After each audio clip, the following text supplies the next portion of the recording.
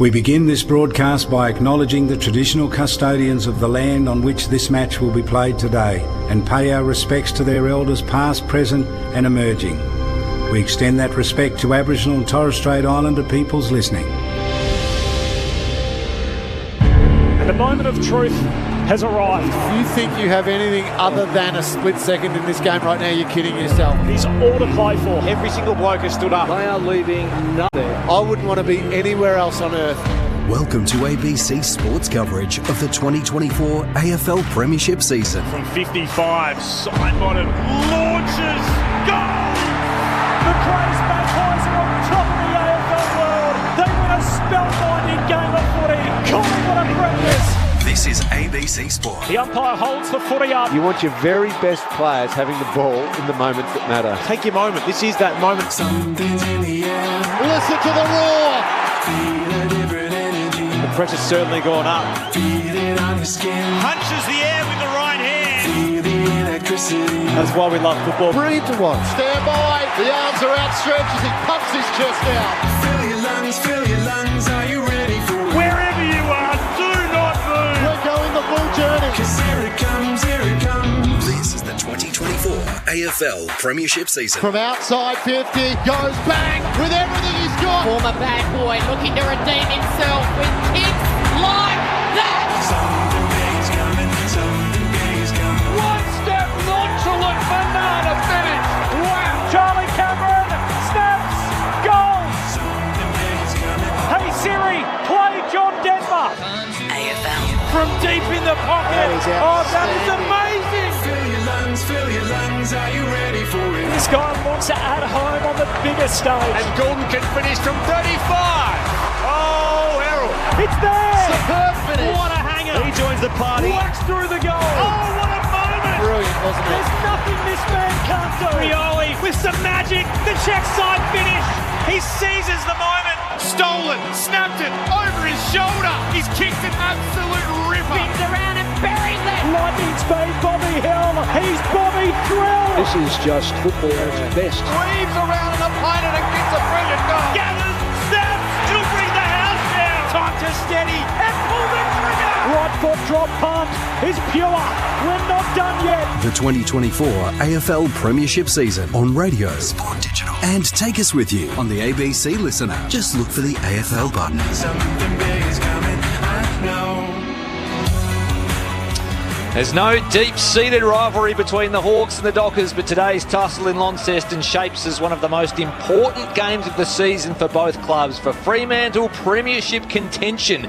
A win could elevate it to second on the AFL ladder and within striking distance of the top-of-the-table Swans. For Hawthorn, finals footy, improbable, but certainly not impossible for this young group, and a win over the Dockers would see it right on the fringes of the top 8. Freo are slight favourites here at York Park, but funny things can happen in Launceston. It's the Hawks and the Dockers. Saturday footy round 18 action for ABC Sport. Chris Rowbottom with you in commentary this afternoon. Alongside me, Michael Maney. A big welcome to you.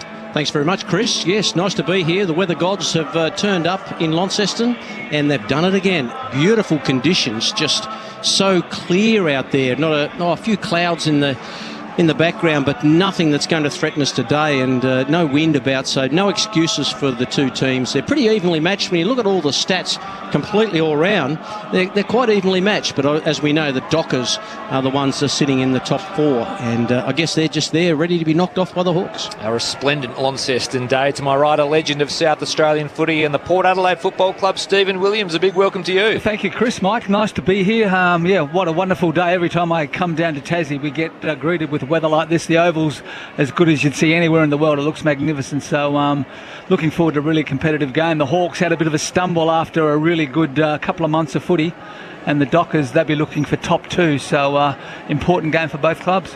And of course, backing up with us here in Launceston after Friday night footy at the G, coaching icon Mick Malthouse joins us at York Park this afternoon. G'day to you, Mick. G'day, Chris, Michael, Steve, and our listeners. Well, I'm recovering not from the game so much. Well, no, actually, I didn't have a drink. I had one red at the end of it with the boys. It's a reunion, 14th year reunion. it's hard to say 14th when you're supposed to have 10 or 20 or 30. So I've just finished the 30th Why one. wait for 15? Well, I had the 30th with West Coast about a month ago, and that was fantastic. This one here has been put on hold because of COVID and all the bits and pieces that take place. It was great to catch up with players like Chris Dawes coming in from New York, flew over for 2 days. Alan Tuvey drove down from Merimbula 8 hours with his 3 kids and will drive back, I think, this afternoon. So they put themselves out, but then there was a lot of the people that are associated with the football club don't get the accolades. They clean the boots, they feed you, the doorman, whatever the case may be. Then you got the match committee and so forth. And even though it's only been 14 years, a few of them have passed. So, time waits for no one. So it was fantastic to get together. Wasn't a great result for Collingwood, but it was a great night for our players. I was still getting calls at 2 o'clock we know where you live and you're coming out with us.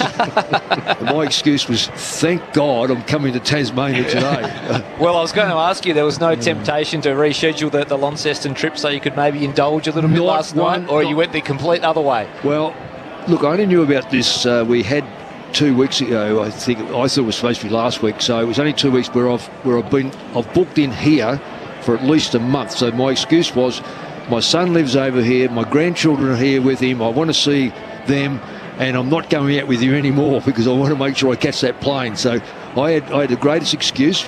And really, what's a 70-year-old going to do with these blokes that are their season drinkers? I put it this way, I dropped my wife off, went up to the box, did the game, come back, and they were a lot merrier than when I first left it. So you can imagine what it would have been like at 2 in the morning. Yes, extremely sensible. I know there are many out there that wouldn't have the intestinal fortitude to knock back a night out with the 2010 Collingwood Premiership boys. That would be a night to remember, I'm sure.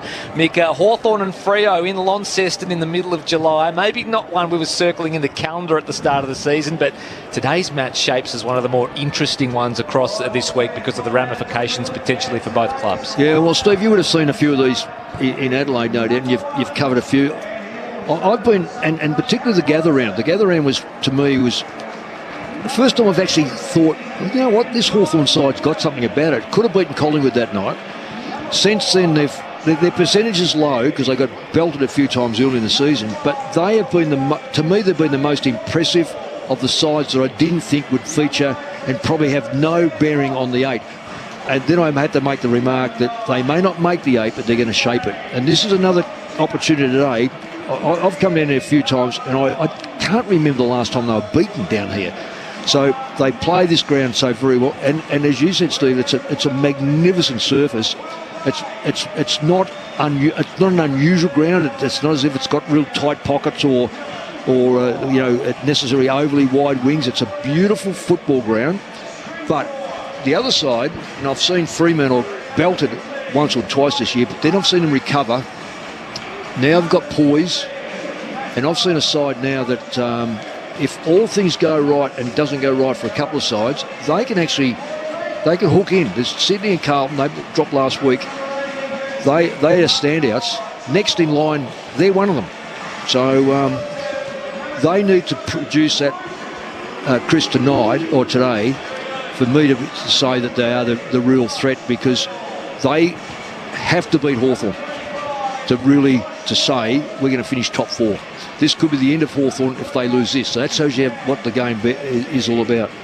It's an interesting record between the two clubs. The last time they met was round 24 of last year at the MCG. It was actually Fremantle who had the better of the Hawks by 37 points. And the last time they played here at York Park, Freo got the job done. It was back in 2021 by 62 points. So they do have a good record against the Hawks, and they do have a pretty good record at this ground. But I'll sort of mirror what Mick said a little bit. I think Fremantle can elevate themselves into genuine real deal category with a win at this Launceston Fortress. If they win today, they'd be eyeing off top 2, and you get top 2 and you're a team from WA, you're playing a home qualifying final, and you win that, then you got a home prelim, and it's almost you got a shoe in to play in the grand final. So it's so important. And after this, they've got not a bad run home compared to a lot of sides that they're going to be competing against for that top 2 position. So really important. And I remember seeing Hawthorn early in the year. They played Melbourne at the MCG and they were terrible. They kicked the ball sideways and backwards and didn't look like they could score. But full credit to Sam Mitchell. I think he took that on board, and now his side plays some really attacking, exciting footy to watch. They got some really good young stars, and they got some seasoned professionals, particularly having Sicily back today across that half back line.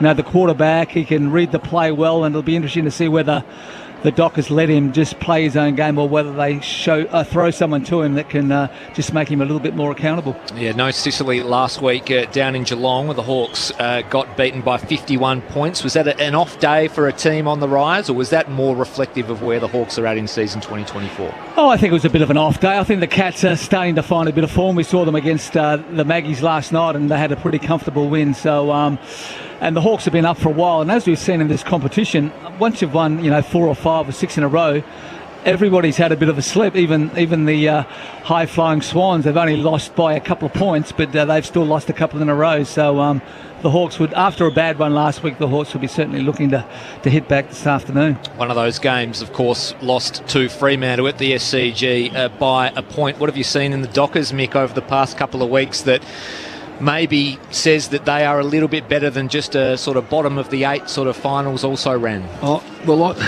Chris, I like to look at. I'm not a stats man necessarily, because I like to visual watch a game and you can see for yourself without looking at any charts. But there's some stats that you need to have a look at, and it's their goal kicking ability for a start off. Have they improved that? Yes, they have. They've got 3 big tools down there. Jackson will ruck. It's a shame that Darcy's out. He just seems to get injured far too often for me. But it's one of the very few occasions where you see a ruckman and an assistant ruckman, if you like, actually combine pretty well. Jackson will take over that ruck work, and he's a ruck rover, so he'll get a lot of football around the ground. Fremantle's forward line has improved dramatically. It's now not only just kick it in there and hope someone marks it, it's kick in there, someone will mark it. And for Michael Waters to be the emergency, now I don't know if it's because of his age or whatever, but nonetheless, he was a permanent part of their side. If they've gone past that and he's just another add-on player, that shows that their ground coverage is quite good also. So they've got all their tools lined up, all the ducks are lined up to kick big scores. And whilst they've got Brayshaw, Young, Sarong, these sort of players in and around the ground, they're going to get a good supply. So that's the main difference I've seen in the development of this Fremantle football side over this particular year. And I think Justin Longmuir has done a great job in getting rid of the kick mark, and hope that sides will come to us and will create opportunity. No, they're moving the ball a lot quicker. And let me say, they have to. The moment they go back into that slide, kick and mark situation, Sydney, Carlton, Collingwood, GWS will just tear them apart. So they have to move the ball quick. The voice of Mick Malthouse, coaching legend on ABC Sport. The 4th and final member of our team for this afternoon is down on the boundary. Andrew Cooling, what can you tell us about the teams and the conditions? Yeah, good afternoon, gentlemen. A lovely day for football, as you've touched on. The sun is shining, barely a cloud in the sky here. Slight bit of wind blowing across the ground towards the broadcast side. Doesn't really seem to be favouring either end. If anything, maybe a slight edge to the left of your radio dial that Fremantle will be kicking to quarter number 1. The subs for today are Harry Morrison for the Hawks and Michael Walters for Fremantle. No late changes to either side. Thank you, Drewy. James Sicily, massive in for the Hawks. Josh Ward and Kao Shadir back into the team, while Patrick Voss comes in for Sean Darcy for the Dockers. Both teams in their Indigenous jumpers as part of NIDOC week this afternoon. They just had the exchanging of gifts in the middle. We're just about all set to get underway here in Launceston. It's round 18 action, Saturday footy for ABC Sport. Michael Maney has the first bounce. Hawks v Dockers. So it'll be Luke Jackson full-time in the ruck today, and I think that's where they get the most out of him. With a former Docker, Lloyd Meek. The bounce really high. Double-hander by Jackson. And now it's a free kick off the ball, and it's going to Nash gets the handball away to Day. Day's left foot kick, just a bouncing ball, no mark. Cox was there, picked up by McDonald, who falconed Clark with the kick. Crowd calls ball, and they will receive a free kick, the Hawks. It'll be Dylan Moore, and he's having a scrap already. So it's Willing, early days, and Dylan Moore, who doesn't miss many, he'll get a shot from about 40 out directly in front. Well, Michael, he's their leading goal kicker, and I find that extraordinary given, like, Lewis has hardly been in the side all year, and Gunston's out of the side, so they've lost. So Dylan Moore's kicked 26 goals, Joel's kicked the 24. So a medium to small is quite extraordinary. So Dylan Moore with the free kick. I think Brayshaw was the man that he got it in the clinches. So here's Moore. Bat 45. Good looking kick. Hawks have got the first. At York Park, Dylan Moore continues his great form, and he boots his 27th goal on the season. The Hawks won straight 6. Fremantle yet to score, and I guess the centre clearance coming from a free kick. Stephen Williams.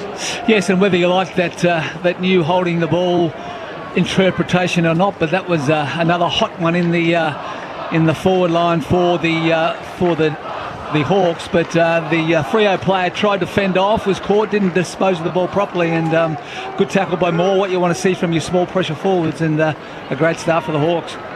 Dylan Moore having a terrific season, all Australian contention. He has to be. 19 disposals, 6.5 score involvements a game, and 27 goals, as Michael Maney just mentioned, and adds to his tally, the first of this afternoon. So Hawks off to a hot start, one straight. They lead the Dockers yet to score. Back in the middle, Newcomb shoveled it out to Day, had to go after it, fed it back to Amon, is immediately tackled.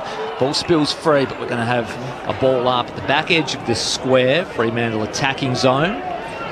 He's certainly given up some inches, isn't he, Jackson, as far as the ruck work goes, and he's going to have to be very mobile around these stoppages, not just stand one-on-one, because he's going to get smashed, and he just got smashed again. Up it goes. Day gets a disposal away, but there's a whistle on the play. It's going to be a Fremantle free kick, and they'll have their first chance to go inside 50.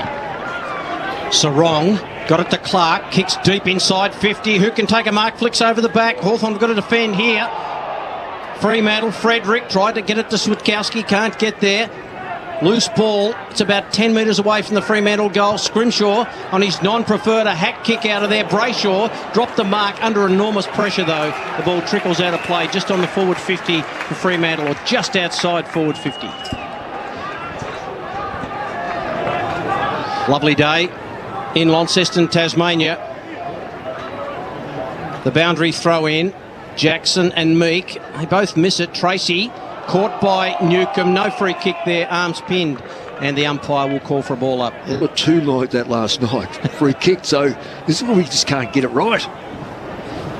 So another stoppage, 65 metres out from Fremantle's goal. Left half forward down into the path of Day, who slapped it on the boot, tumbled one up towards the wing. Chol just got rid of his opponent. It went past him. Hardwick was there. He does better with Clark. Feeds up some quick hands to Dylan Moore. He used Chol. He had Cox for company. Immediately tackled, and now Newcomb's in a spot of bother. He's taken down by a pair of Dockers. We'll have a ball up at right half forward for the Hawks. 75 from goal. Just the size of Lloyd Meek around these throw-ups. He's just using his bulk to push Jackson out the way. Easily. So again on this occasion, Hayden Young feeds out a handball, got it to Jackson. Now Clark, who goes across the ground, finds a target in O'Meara, the former Hawk, at right half back for the Dockers. And the former son too, all those years ago. Little quick kick, finds Frederick on the wing, cruising past his O'Meara. He's normally good with ball in hand, and he's found Sturt just outside 50. Sam Sturt's been a goal kicker for them in recent times, and he's booted 11-4 on the season. He's had his injury worries, this guy, but he's outside 50, told to play on, kept it really low. It just bounces close to the line and taken there by McKenzie. Right forward pocket for Fremantle. It'll be a ball in. We've gone 4.5. The Hawks have a goal, and Fremantle yet to score. Good ball move by Fremantle. Just then, really smart free ball from the half back line into that forward line. And it comes deep in attack for the Dockers, searching for their first. Meek got to the front, palmed it down. He roved his own tap, got it to Newcomb. He gets some time and space and fed a handball to Cholan. They're away here, the Hawks. Day just rode a tackle, thought about using Jath. Did so eventually. He fed a handball out to Hardwick. High left foot ball towards half forward for the Hawks. Nobody able to take the mark. There's Chol underneath it. Play on advantage, free kick. Here's Dylan Moore on the end of it. Shares it with a teammate. Moore goes towards goal. Top of the square, just across the face, and McKenzie couldn't quite track it. It eludes him out of bounds, and we're in the right forward pocket for the Hawks, deep in attack. Unselfish play by Moore there. He looked for his teammate, but perhaps running into goal there just should have slotted that one. I think Luke Ryan put him out though. Luke Ryan was the goalkeeper. It's really played a smart role there. Boundary throw in, just gets tapped to the line, and Moore just sees it there. It'll be another ball in. Is there a scoring end here, do you think, with those flags, the way they're going? Would Hawthorn have just that little drift at all? Wind can really just circulate around here, Michael. It just probably not. Here's Nash from the ball in. Meek caught up, and it's still about 35 metres from the Hawthorn goal. And it's just a bit of an arm wrestle at the moment. And the umpire calls for it. They settle down, and we go again. So ball up, deep in attack for the Hawks. It goes, Meek to the front. Once again, Nash was there, couldn't gather it cleanly. Here's McDonald for the Hawks, tracks it towards the boundary, feeds it back to McKenzie, was stripped of the footy. Umpire said play on. Johnson goes in hard for the Dockers, wrenches it out of the grasp of Nash, but he's claimed by a pair of Hawks and brought to ground. We'll have another stoppage, 30 metres out from Hawthorn's goal. So Frost is the clear defender by himself. And a free kick here has been plucked out of the ruck stoppage. It'll go to Meek, so a shot on goal here for the Hawks. This is going to happen all day, Chris, because no Darcy, and you got a light ruckman against a very, very tall player. Always a tricky kick from here, this one. It's can sort of get caught in the crosshairs as you're going for goal, so he's going to have to really push this through hard. So he'll kick from 37 metres out, a tightish angle for his 7th goal of the season. It was always missing to the near side, so a minor score for the Hawks. 1-1-7 Hawthorn. They lead the Dockers yet to score. 7.5 gone first term. Saturday footy for ABC Sport. Jackson's probably got to get on his bike, doesn't he, and run and just make Meeks chase him around and see if he can wear him out, because he's not going to beat him in those one-on-one contests. You know, the record here is showing me only 4 centimetres difference. I tell you what, it looks more like 40. Here's Wagner, who got the kick in, took the mark. Now Meek, ball's on the wing. Grandstand side, Sarong, just a fumble. And that can cost you dearly sometimes. It was pretty easy. Sarong just butters up again, gets it to across to Young. Young with a spearing kick to Amos. And Amos is so good with the timing of his leads. He's a very, very talented forward, Jai Amos, and the only part of his game is the fact that he doesn't kick straight all that often. Michael, early in his career, he did not miss. I've been watching this bloke for a long time now. He marks it and he'll take almost 14 kicks, but he just walks in. So he's got no power in his kicks unless someone's got a hold of him in the last couple of weeks and get him on his bike when he runs in. Then he can get some momentum, but it looks like he's just going to walk in again. This for Freo's first. He's got it really high. Perfect. And he's got it straight. And he gets his first of the afternoon, and Freo's first at the almost 9-minute mark of the first term. Freo 1 straight 6, Hawthorn 1-1-7, and Jai Amos has always been a goal kicker for them, but he's kicked his 24th goal. Well, that's come along with 21 behinds. Certainly there was a bit more momentum then, Mick. As I've watched him a couple of times on telly, and it was just a really slow walk, but he actually got into a little bit of a trot then. But Hayden Young, since his elevation into the midfield from across half back, just his ball use outstanding, and that kick inside 50, the toughest kick in footy, was just perfect to Amos. He's improved that aside, Steve, hasn't he, with that? And he had so much value to him, because around the ground, that left foot, like he's nothing short of 55, 60 metres at times. Back in the middle we go. Up it goes. Jackson just wrenches it out of the ruck, gives it to Young, who slaps it on the boot. Inside 50 go the Dockers, and that's a wonderful diving mark taken on the bootlaces by Tracy. And hasn't he improved that aside too? So The double whammer down there is that both these lads can mark the football. They're about the same height. They're both good. Well, I think they're reasonable kicks for goal. Got speed, and they don't get in each other's road. I think it's a terrific combination. It's grown this year. Josh Tracy has really emerged in 2024. He'll kick from just beyond 50 with Josh Weddle standing the mark. It looked absolutely picture perfect off the boot. And the Dockers have 2 in a minute. 2 straight 12 Fremantle. Hawthorn 1-1-7, 10.5 gone first term. Saturday footy for ABC Sports. Stephen Williams. Yeah, you couldn't ask more, could you, from your tall key forwards? You know, the first 2 kicks of goal, Tracy from outside 50 just laid back on that, and that was just so easy. Beautiful kick. Amos before, straight through the middle. So a really good start for the Dockers.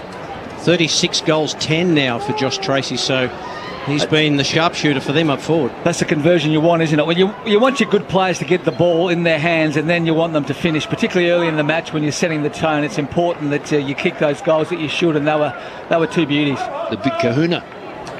Big kahuna, is he? That's where he comes from. That's where he's from. Kahuna that's where he comes from. That's his nickname. Kahuna. They call him the big kahuna. Tell you what, he's getting bigger as the weeks go. He is too, right? He's dangerous forward. 2 straight to 1-1. The Dockers in front. Good tackle by Young in the middle, just put Newcombe on the merry-go-round, and the umpire said you had plenty of opportunity to get rid of it. Yeah, both arms locked up. That's a lot of opportunity. Yes, the old interpretation. Here's Young. He'll kick inside 50. The Dockers have had it in their half, almost the mark taken by Boss. He couldn't quite grab hold of it. Little handball from Frederick comes out to O'Meara. Now doing some fancy footwork there, the Dockers. O'Meara again. And then a handball goes to Johnson, and now the umpire's under enormous pressure from the local crowd to give that a free kick, but he doesn't. It's almost identical. In fact, it is identical. Very similar tackle laid on that occasion to the one that saw a free kick in the middle of the ground. Hawthorn emerged with the footy here via Warple.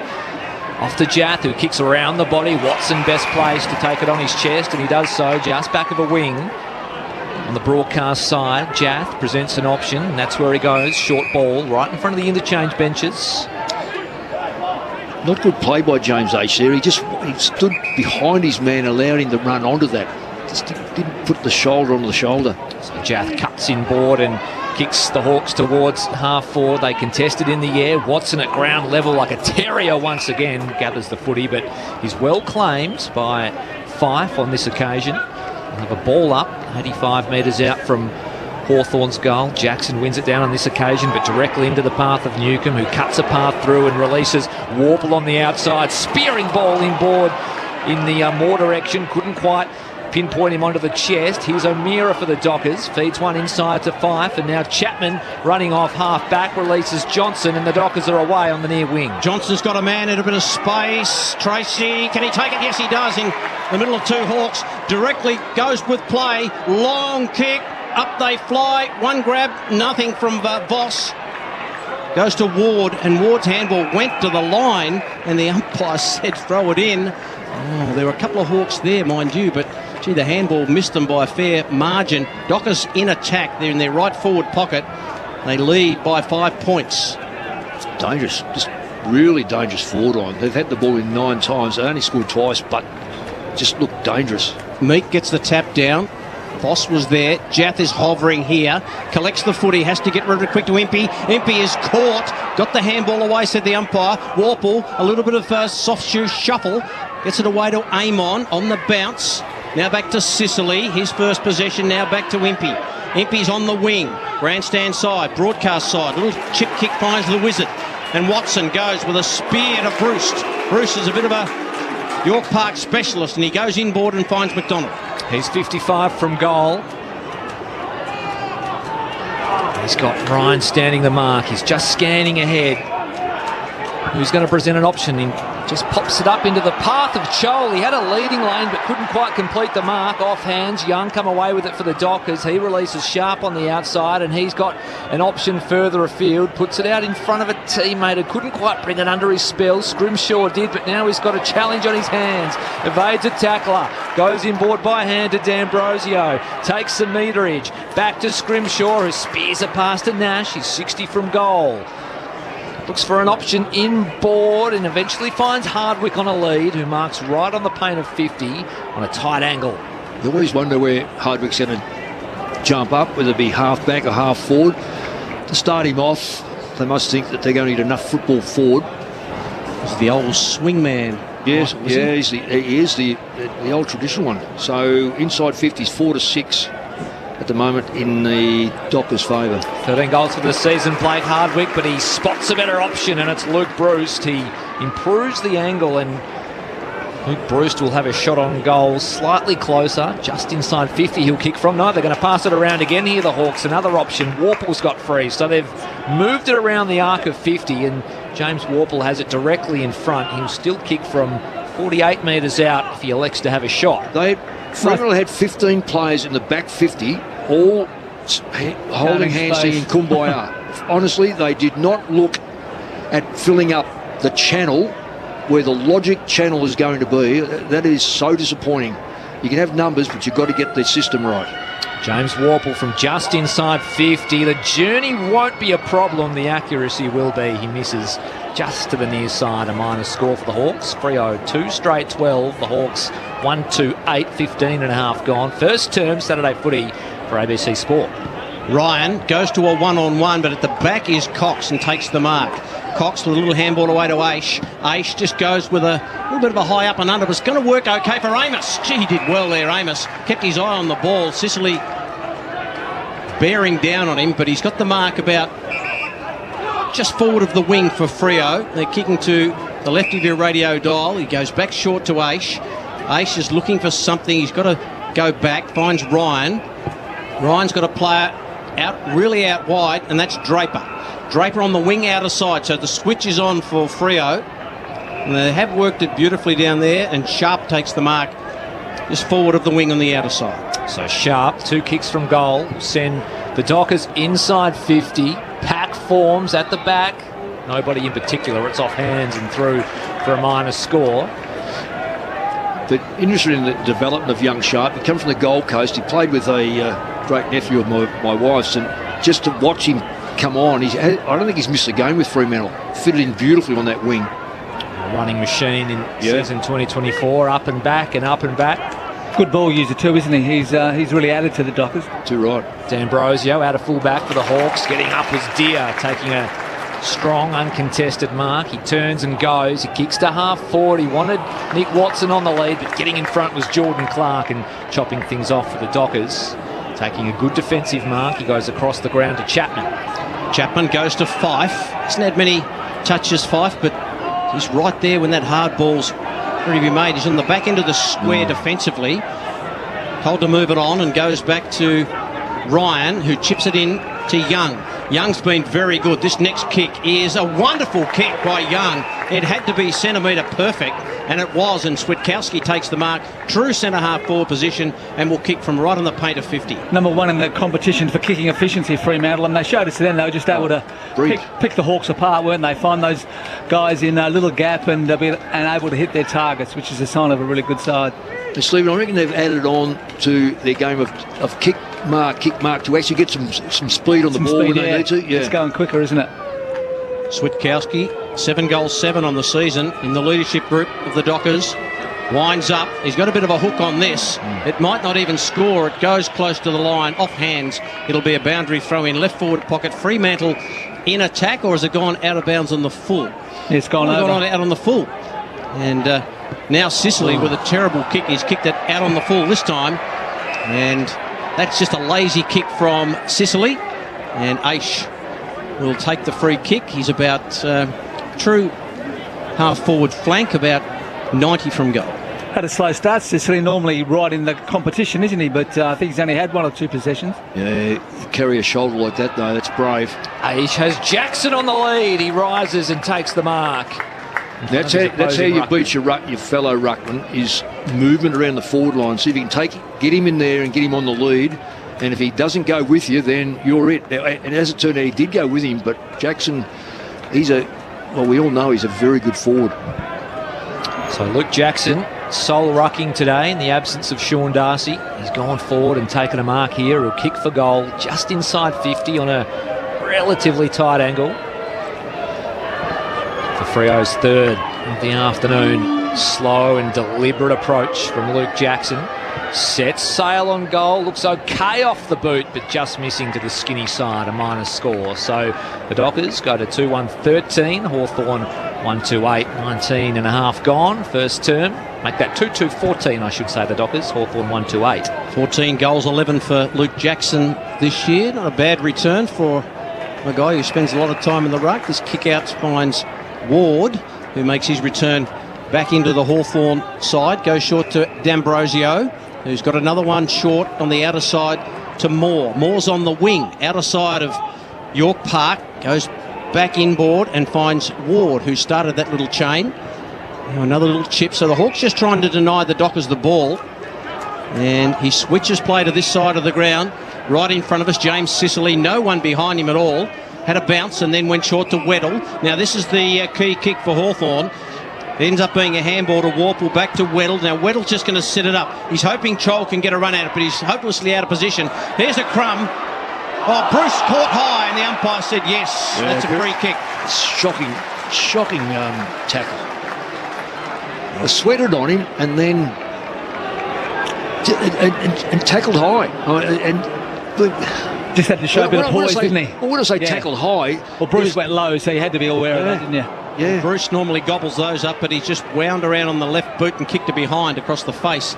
So the Hawks move to 1-3-9. Fremantle 2-2-14. We've gone 21 minutes in the first term at York Park. You're listening to Saturday Footy on ABC Sport. Kicking duties with James Aish, who goes deep beyond 50, looking for Jackson. Weddle got in the way, affected the contest, then laid a tackle, and it was Voss trying to get away. He shrugged two Hawks, eventually won out a handball, but only as far as Day.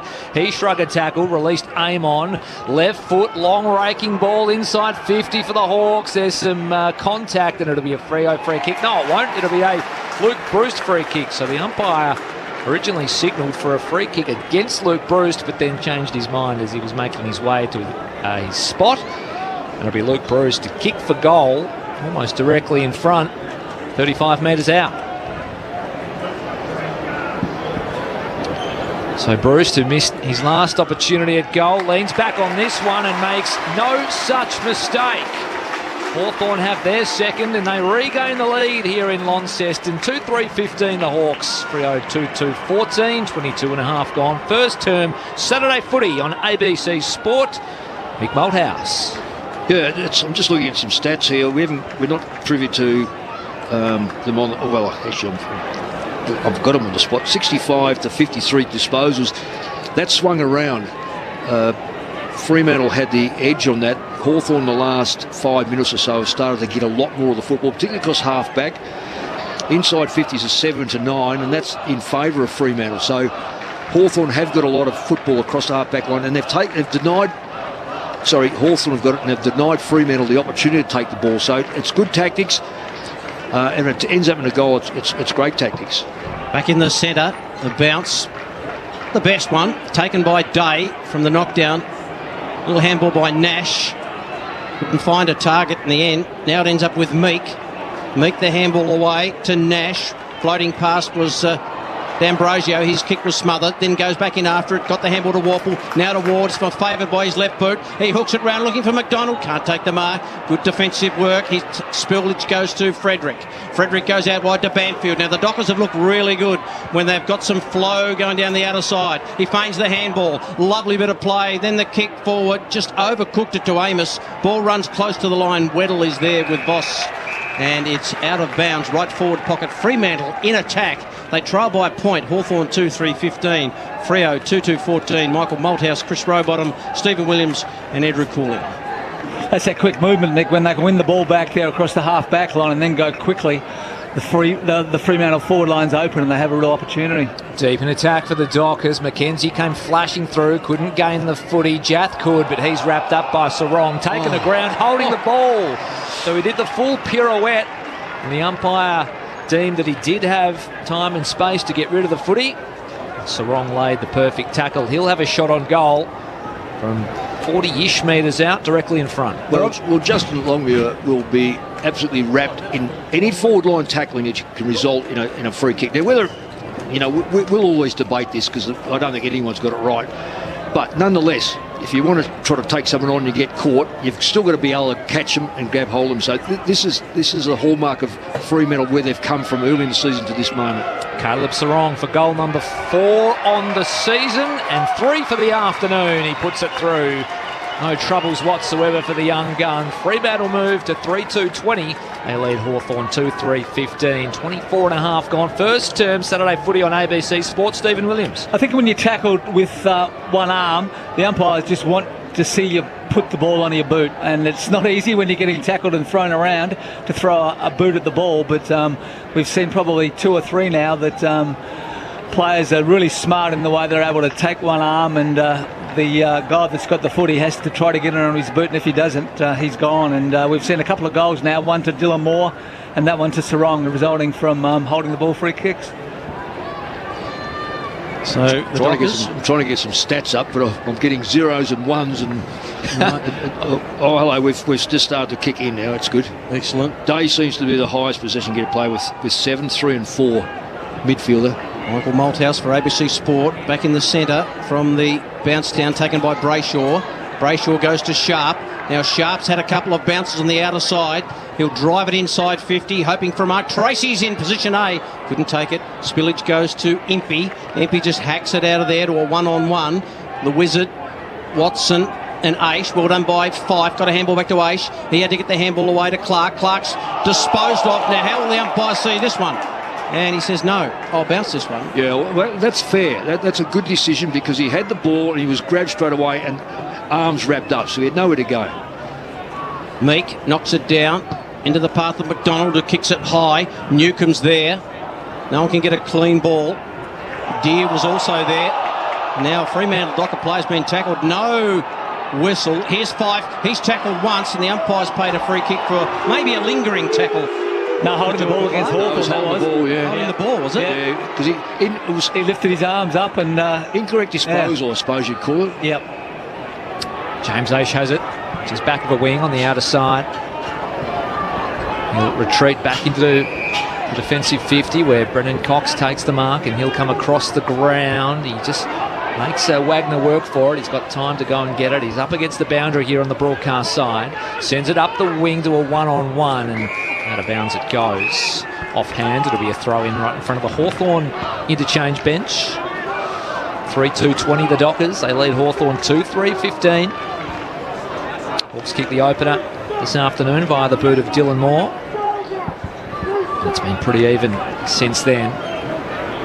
And it comes. Meek just paddles it down into the path of Day on hands and knees. Couldn't get it back to Meek. Brayshaw come up with it. Rode the Jath tackle, and Switkowski's kick was smothered by Josh Ward, who makes his return to the Hawthorn lineup this afternoon after a stint in the VFL. Got a feeling that breeze is going to the end, that Fremantle is kicking just slightly as a windsock down the end of the ground there. So, And it comes once more. Jackson lost his footing. Contested ball. Brayshaw fed it up to Jackson. Had to right the aim on tackle. He forced the turnover. Watson now Impey.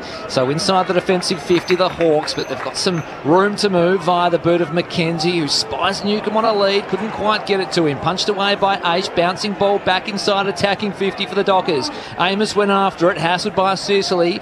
Here's Sturt. Couldn't gather it cleanly. Now Day lays a tackle, and McKenzie will come up with it for the Hawks. He's got a target out on the outer side. he had a 2-on-1 going there, but didn't work for them. Now Moore, his little handball was meant for Deere, but he handballed it to himself. Now he's ridden into the ground. No free kick, wasn't there, and the umpire calls for a ball up. And there is, according to Andrew Cooling, a slight breeze going to the end that Fremantle is kicking, but he's not making that much of a difference to how the game's panning out. And we get another ball up on the outer side wing, just near the square. Up it goes. Jackson got it down beautifully. O'Meara quick hands away to Sharp. Sharp just wheels around and goes with the real high balls, just shallow inside 50. Scrimshaw went to, in fact, Weddle went to punch it away. Amos tried to take it away. He's dispossessed. Now McKenzie, and there'll be a free kick coming back to James Sicily.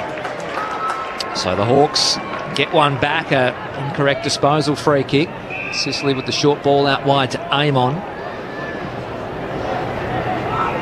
He'll poke one inboard to Nash. Just a little, it's a relief kick, isn't it? That 10, well, we call it 15 metres. It's about 10 metres.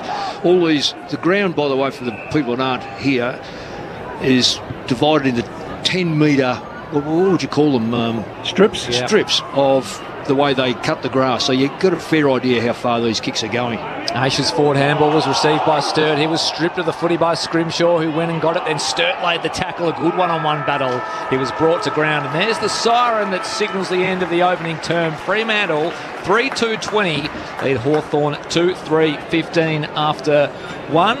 Some goal kickers up for you. But just while I do, Stephen Williams, some comments from you on what you liked and didn't like in that first term. Yeah, it was a pretty competitive and even game, as the score suggests. 15 to the Hawks, 20 to Freo.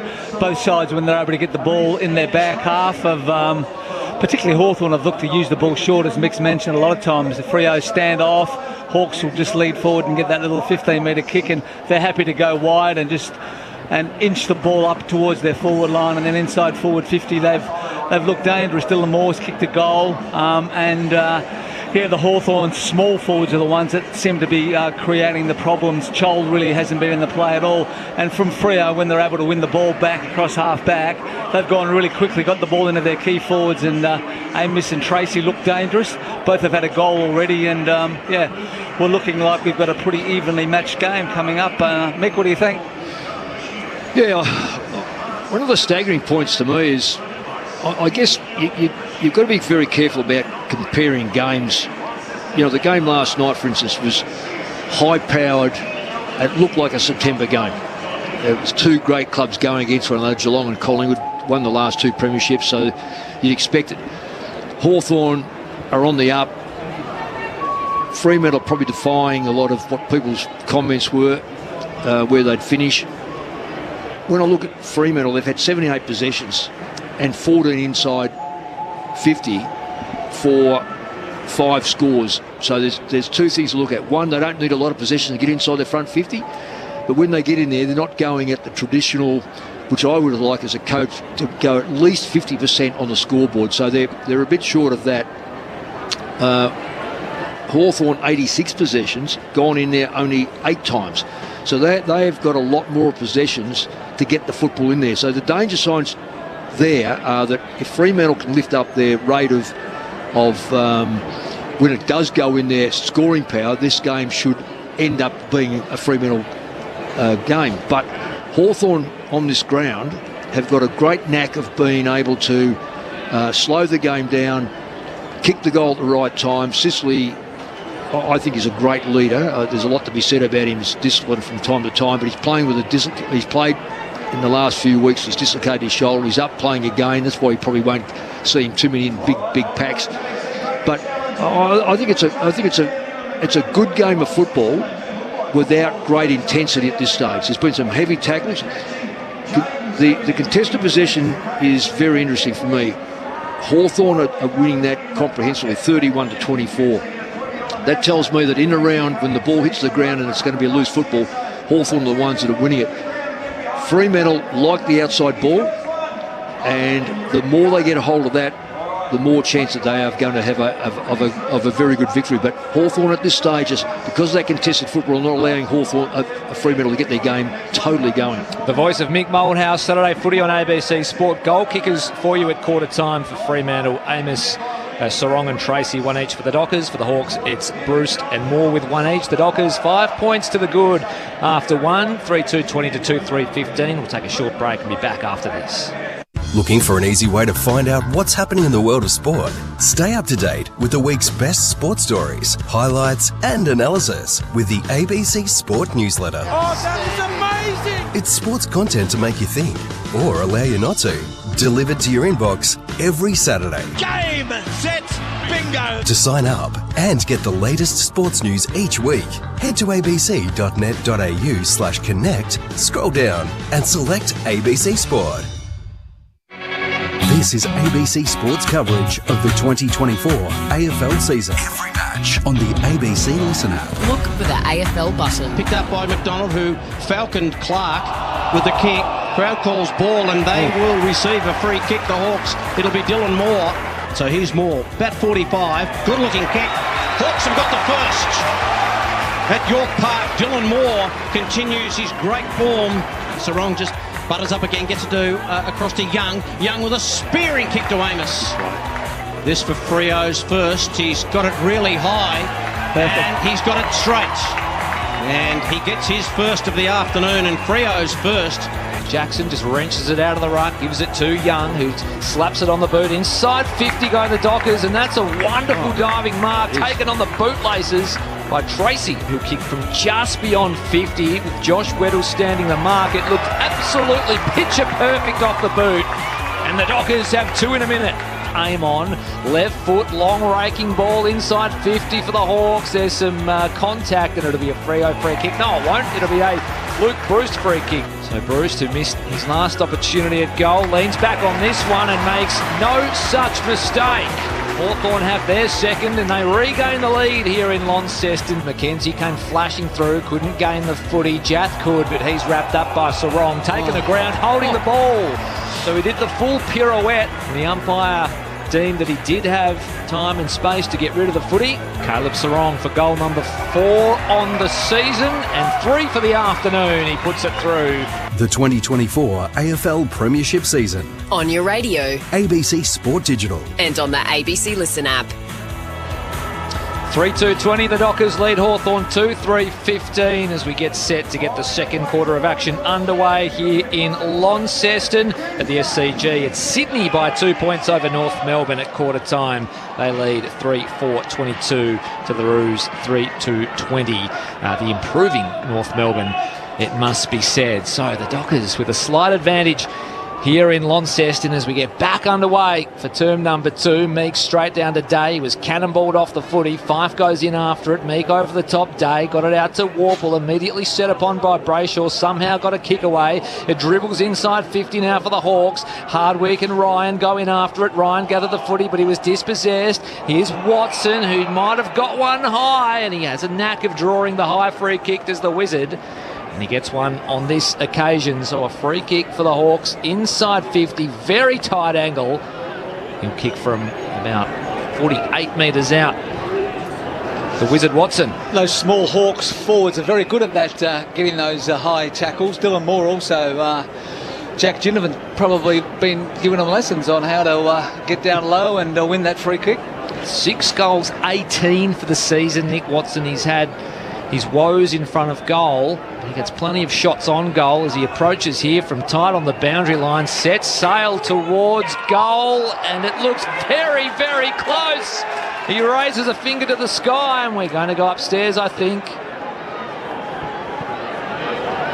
So Nick Watson, who's missed them from dead in front and kicked them from all angles so far this season, was always going to be a good chance to kick it from the impossible angle. As we have a look on the screen, it's hard to tell whether or not it's clipped a finger on the way past. Soft calls are behind.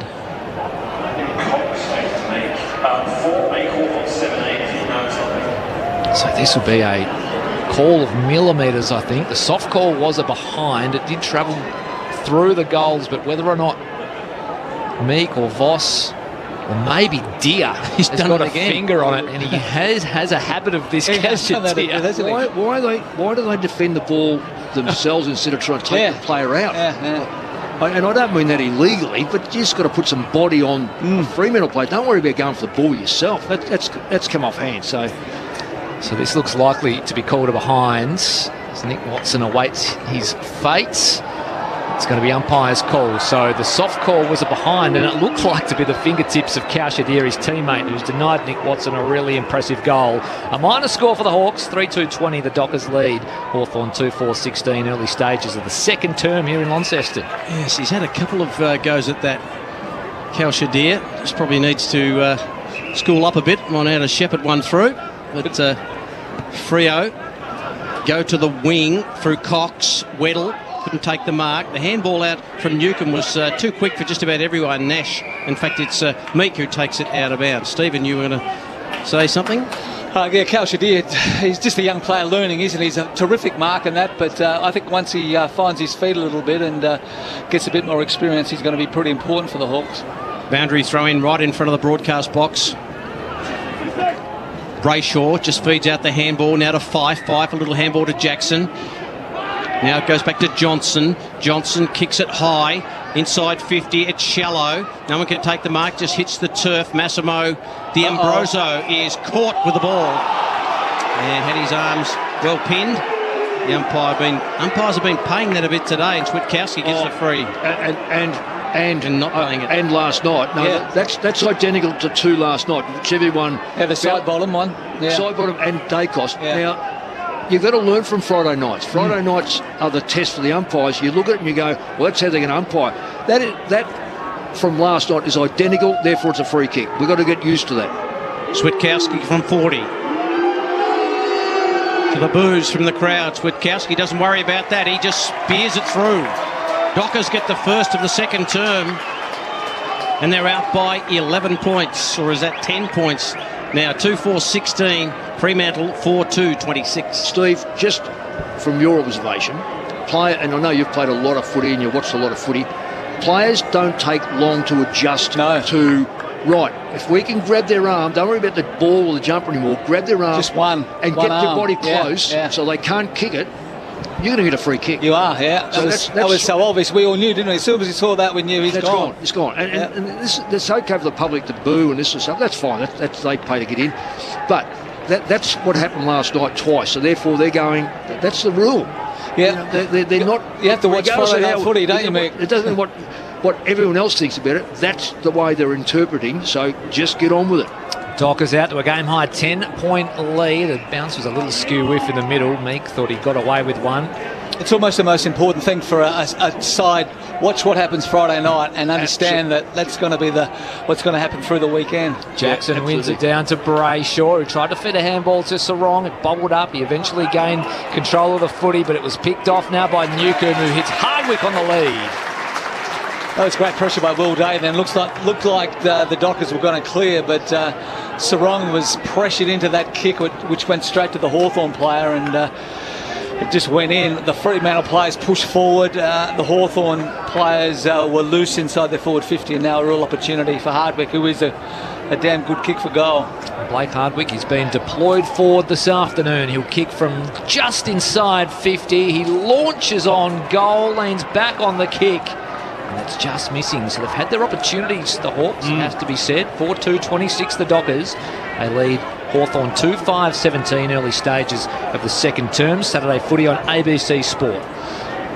If the Dockers to go further, their midfield's got to get a lot more of the footy. I think Brayshaw has had 5 hand passes. I don't know if he's kicked the football yet. He's one of their primary midfielders. The ball's found its way to half back for the Dockers. Sarong from the ball up goes to Fife. Now O'Meara.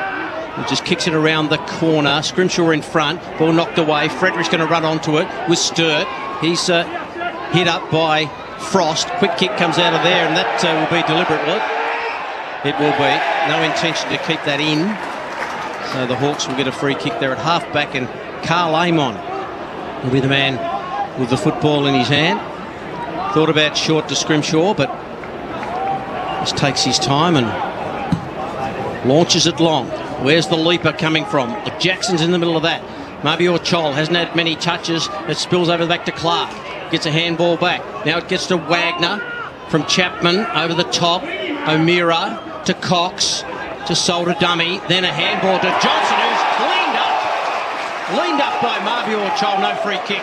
Ball up. Well, just a dopey hand pass. You're giving your teammate getting tackling practice against him. You've got a leg, kick the ball. Ball up on centre wing, straight into the path of Nash. Johnson. Just a released football. It doesn't cut any ice with me. You've got to, if your responsibility with the football is to use it as best you can, not just give it up. From the restart, it comes to Warple, who tumbles the ball inside 50 for the Hawks. Getting there first is Hardwick, but right on his hammer was Ryan, who takes him over the boundary line. And we'll have a boundary throw in. 49 metres around from the left-hand behind post. Hawthorn attacking zone. They trail by 9 points, the Hawks. 4-2-26 Fremantle, 2-5-17. The Hawks. Jackson won it down. Sharp hacks a kick out of the congestion. Straight onto the chest of Amos, though, who marks it right half back in front of Scrimshaw, a long way up the ground. Thinks about something lateral before going the safer option up the line. Weddle flies in front, got a little fist to it. It came back to Frost, who released Impey. Now Nash, who had Weddle running past, just delayed the handball, went back inboard to Newcombe. They play around with it here a little bit, the Hawks, but Impey will send a relieving kick back to Jath, who's inside the defensive 50 for the Hawks, and he's got more on the spread way out wide. He takes the chest mark at right half back and sends a long ball up the line to McDonald, who marks just in front of the wing on the outer side. He just stops some props and assesses what's ahead of him, sees something he likes, and sends the Hawks inside 50 into a dangerous spot. He wanted Joel, but getting into the hole in a really good position was Cox, taking the relieving mark for Fremantle. You'd just like to see McDonald, when that switch is on, just when he gets that ball, just to roll and get it in there quickly. He just waits and waits and waits. Fremantle get their players back, and then he's just kicking. You just kick it quick, and you're going to have some one-on-ones. Steve, just on Cox coming back to the side, it really does stiffen up the defence too. Yeah. It gives Ryan a chance to actually... I know Ryan's got a big job today on Hardwick, but he needs a little bit of space just to be able to be the intercept player. Cox does that for him. O'Meara has the footy at half-back for Freo. Then the spillage goes to Young, who got it to Frederick. Now Frederick has looking for his man, who's taken a mark as Banfield, I think, is it? Good play. Yep. Really good play by the Dockers. They've grown from being a kick mark hand side, just really now getting the ball motoring. I was concerned early when I said to you 78 possessions that first quarter, but they're so dynamic with the football. They actually cover the ground. I'd like to see how many metres. I don't know whether I got that on my phone, but they are covering the ground beautifully. And great hands by Hayden Young, wasn't it? Just a release. Absolutely.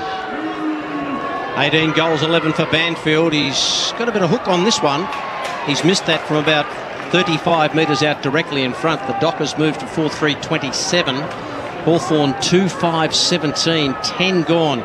Listen to Saturday Footy on ABC Sport. So just unable to complete a really impressive passage of play there. The Dockers, as Amon sends a ball beyond defensive 50. Oh, here's Mackenzie pirouetting out of trouble, shrugging a tackle. Shades of Sam Mitchell. Back to Warple. Now Sicily spots a target out wide. His kicking boots are not on today, James Sicily. This one dribbles out of bounds for a boundary throw in just in front of the wing outer side. Dockers also get their players back quickly too. The Hawthorn players then had when I first looked at that, I thought they've just got to go forward, but when they looked up, they're totally outnumbered. Good work ethic by the Dockers. So boundary throw in, centre wing, outer side, and it comes. Meek and Jackson. It was Meek on this occasion. Palmer got in front of Sharp, but it was sharked by Connor Nash, who sent a high ball inside 50. Chol brought it to ground for the Hawks. Young just missed it for the Dockers. Clark emerges with it for Fremantle. Shows some dash, flicks on the afterburners and takes a couple of bounces. Kicks beyond defensive 50. Dockers with the numbers on the outer side. Play on advantage, said the umpire. Some infringement in the marking contest. Inside 50 they go now. A one-on-one battle won by Scrimshaw, who takes the relieving mark and releases Jath on the near side. Jath has got to try and trap the footy close to the line. He runs the gauntlet, get the handball across to McDonald, who's caught with the football. The umpire is just waiting.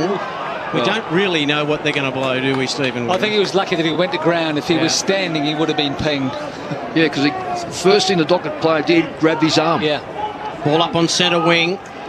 Meek knocks it down to Newcombe. Had nowhere to go, and then the ball just fell out of his arms, taken by Sarong. I thought he was out, but the umpire said he was in. Then he got a handball back to Frederick. Some nice footwork there. Handball missed Johnston. He had to go back to it. Now he's tackled by Newcombe. That's a raw tackle from Newcombe. That would rattle every bone around the rib cage there for Frederick. But the umpire says we'll ball it up really close to the line. And the ruckman will do battle. Meek up against Tracy. Tracy actually got that down. D'Ambrosio is happy to guide it to the line. It'll be a boundary throw in. We've gone 12.5 in the second term. Hawthorn 2-5-17 trail. Fremantle 4-3-27. Just so important that the players can pick the ball up first grab. You watch Nick Dacos, he doesn't fumble at ankle level. 2 or 3 guys have just grabbed it, and it's put real pressure on them. From the ruck contest, Sarong couldn't bring it under his spell. It's out of bounds for another boundary throw. Even then, Stephen, just right in front of us. And Sarong's a quality midfielder. He should be handling that ball a lot better than he is at the moment. Hawthorn are bringing the heat to the game, though. Andrew thrown right in front of our broadcast position. There's a free kick here. It'll go Fremantle's way, so Tracy's gone into the ruck here. So Tracy rucks differently than Jackson. Yeah. Jackson sits off and tries to come over the top. Tracy gets in front of the bigger player and makes him have to do the work against him. It's a good play by a young fella who doesn't get a lot of game time, or a lot of ruck time. 2 kicks from goal, just sets it up to the pack. In front was his opposing ruck and Meek. Might be 50, or at least the crowd thinks so. He took the mark and was dumped after he did so, and definitely 50. Players come from all angles and will be marched 50 metres up the field with Lloyd Meek after taking the defensive mark. So he has it just inside the centre square for the Hawks. He'll put them inside 50. Kick isn't much chop. Deers at the back, swooping on the loose footy was Watson, got it off to Bruce, thought about going around the corner, centering ball, had a target inside 50 in McKenzie, who just lost his footing at the crucial moment. Reinforcements arrive here for Fremantle. Fife releases a handball wide to Cox, and they'll get out of jail here, the Dockers, via O'Meara, who takes the mark in front of Sicily, just back of a wing. And well done, really well done out of that back 50. They're under unbelievable pressure.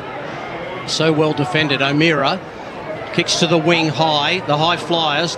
Amos was right in the middle of that, had a little piece of it, couldn't take the mark. Ball hits the deck. Umpire says, give it to me, another stoppage. I don't think these teams like each other. Seems that way. The history, maybe. 2013. Here's Fife. Now taken away by Day. Little handball by Newcomb. In fact, it was Ward who was in that last exchange, taken by Bruce. Bruce took the mark and got it to Ward. Ward kicks long, inside 50. Chol didn't take the mark, recovered well. Handball across to Deer, missed him, but McDonald's there, turns it around the body and kicks the goal. Well, it was fast and furious, and I think that's the way you're going to score today. If you just, as Stephen Williams, I think, said quite rightly, or Mick Malthouse with Connor McDonald over the other side, didn't really get on with play. This time they did take a chance and moved it quickly. They get their third goal, 3-5-23. Fremantle 4-3-27. Connor McDonald with his 16th goal on the season. Well, that was the reason, wasn't it? The reason the goal was scored, because it went in there quickly and it put the Fremantle defenders under pressure, and Hawthorn were able to get numbers to the ball, numbers to the contest, and then a pretty simple goal to McDonald. Yeah, indeed. Not much has changed, just trying to balance these stats out. And as I say, I'm not a stat person, but just for those that are interested listening, 119 and 118 it's been so far for the game. Inside 50s, 15 to 18. That's the Fremantle's favour, and it shows up that they're not scoring enough when it goes inside 50, whereas Hawthorn, they're making the most of their opportunities. Chol took it straight out of the ruck, gave it to Warple, who set the Hawks inside 50, but Cox stands tall once again, takes the mark and just got it to Sharp, who lost his footing, went down on his bum, sprung back up and then took the uncontested mark. A few players slipping over, actually, on that side of the ground, which never impresses a coach too much when players start falling over. Wagner receives it wide on the near side. He wanted Banfield up the line. He had a fair piece of it, Banfield, dropped the mark, but then went and got his own crumb, then fed a handball back to Wagner. Thought about going inside, but sent a ball up the line instead. Ambrosio gets in front and then lays a real bone-crunching tackle that might have been high. Traditionally, over the years before the redevelopment, Stephen, it did used to pool over that other side of the ground, but they use pumps and all those sorts of things to keep it dry, so it's probably just slippery. Switkowski with the free kick pokes one to Brayshaw, who somehow dropped a 15-metre uncontested mark. Had time to go back and get it. Plays 1-2 with Switkowski. Inside 50 go the Dockers, and Fife takes the mark right on the paint of the 50-metre line. Juggles it. That thing for Brayshaw, the sun would have been smack bang in his eyes. He wouldn't have even known where that ball was going to end up. So did it very well in the end. Just keep the ball in front of him. Nice mark by Fife too. Just had too much height and bulk for Warple and was able to just edge him under and take a pretty good mark. But this has always been a bit of a problem for Nat Fife. So Fife from beyond 50. This won't quite have the journey all the way to the square. Pack of players off hands. Tracy feeds it back to Young. Top of the square now. Amos kick smothered by Ward. Goes in after it. Patted it out to Warple. He for the handball to Newcomb. There's a throw.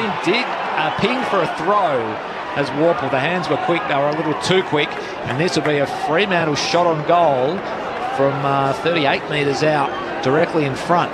That's the sort of pressure you want to see from your key forwards. Amos went for the mark, didn't get it, and as it hit the ground, Warple was able to win possession, but as he was trying to get the ball out, Amos was able to tackle him and win that free kick. It's one for the afternoon, Amos, and they have brought the heat this afternoon, the Dockers. They have been all over the Hawks like a cheap suit.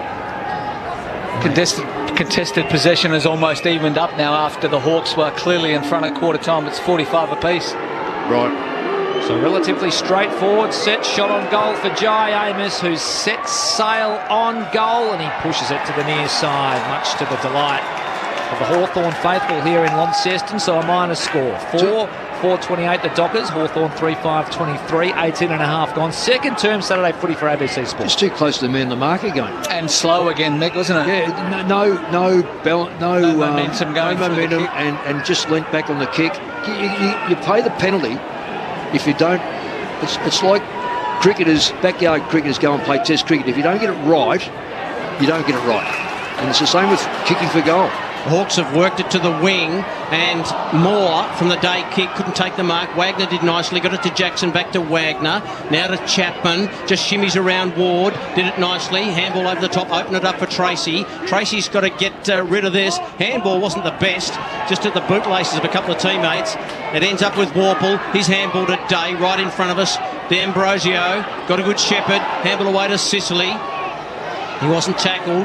His handball back to Day. The Hawks can't get it clear out of here. Day will go with a handball to the running Nash. Nash now will try and just chip it in short, and did it beautifully and found Dylan Moore. He's just outside forward 50. Moore. He runs around, wheels about, but that kick is terrible. The mark dropped by Sharp. Should have taken that mark. Will the Hawks make him pay? I don't think so, because the Dockers are going to come through Fife. Get a handball back to Sharp. Over the top, now back to Fife. Fife's got Switkowski about to be run down, but he scoots away to Switkowski. Got the handball over the top to Young.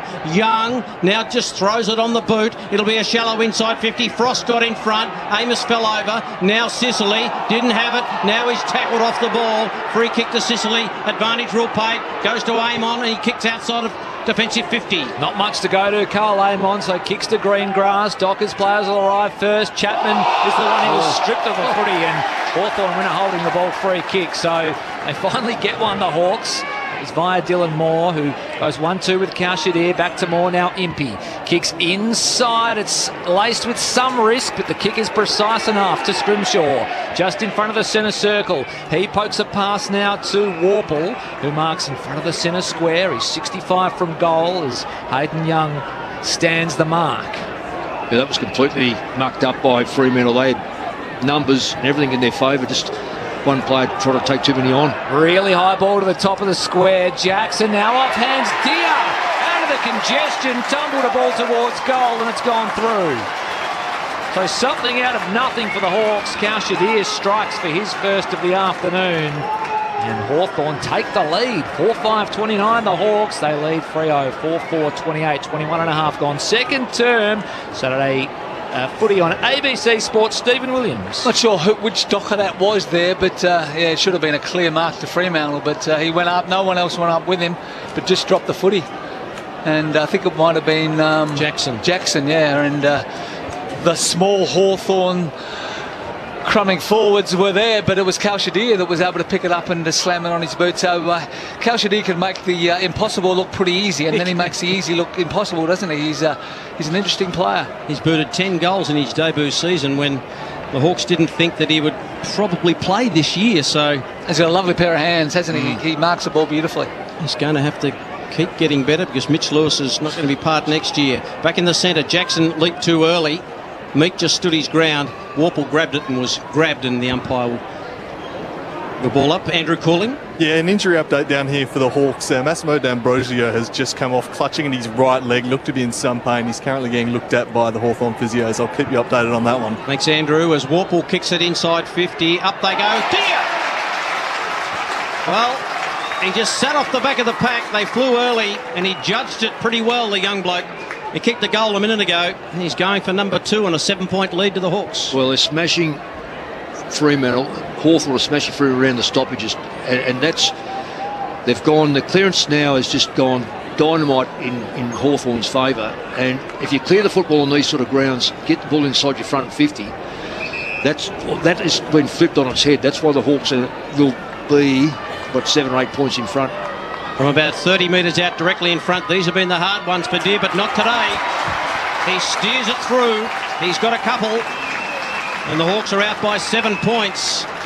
And they move to 5-5-35. Fremantle 4-4-28. We've gone 23 and a half in the second term. You listen to Saturday Footy on ABC Sport with Stephen Williams, Mick Malthouse, Chris Robot and Michael Maney and Andrew Calling. Steve. There's so many tactics in footy, but there's nothing like just winning the centre clearance, getting a quick kick down inside your forward 50 and then letting your forwards go to work one out. And Cal Shadir, as we mentioned before, terrific pair of hands for a young player, and I think he's going to be a gun for Hawthorn in the future.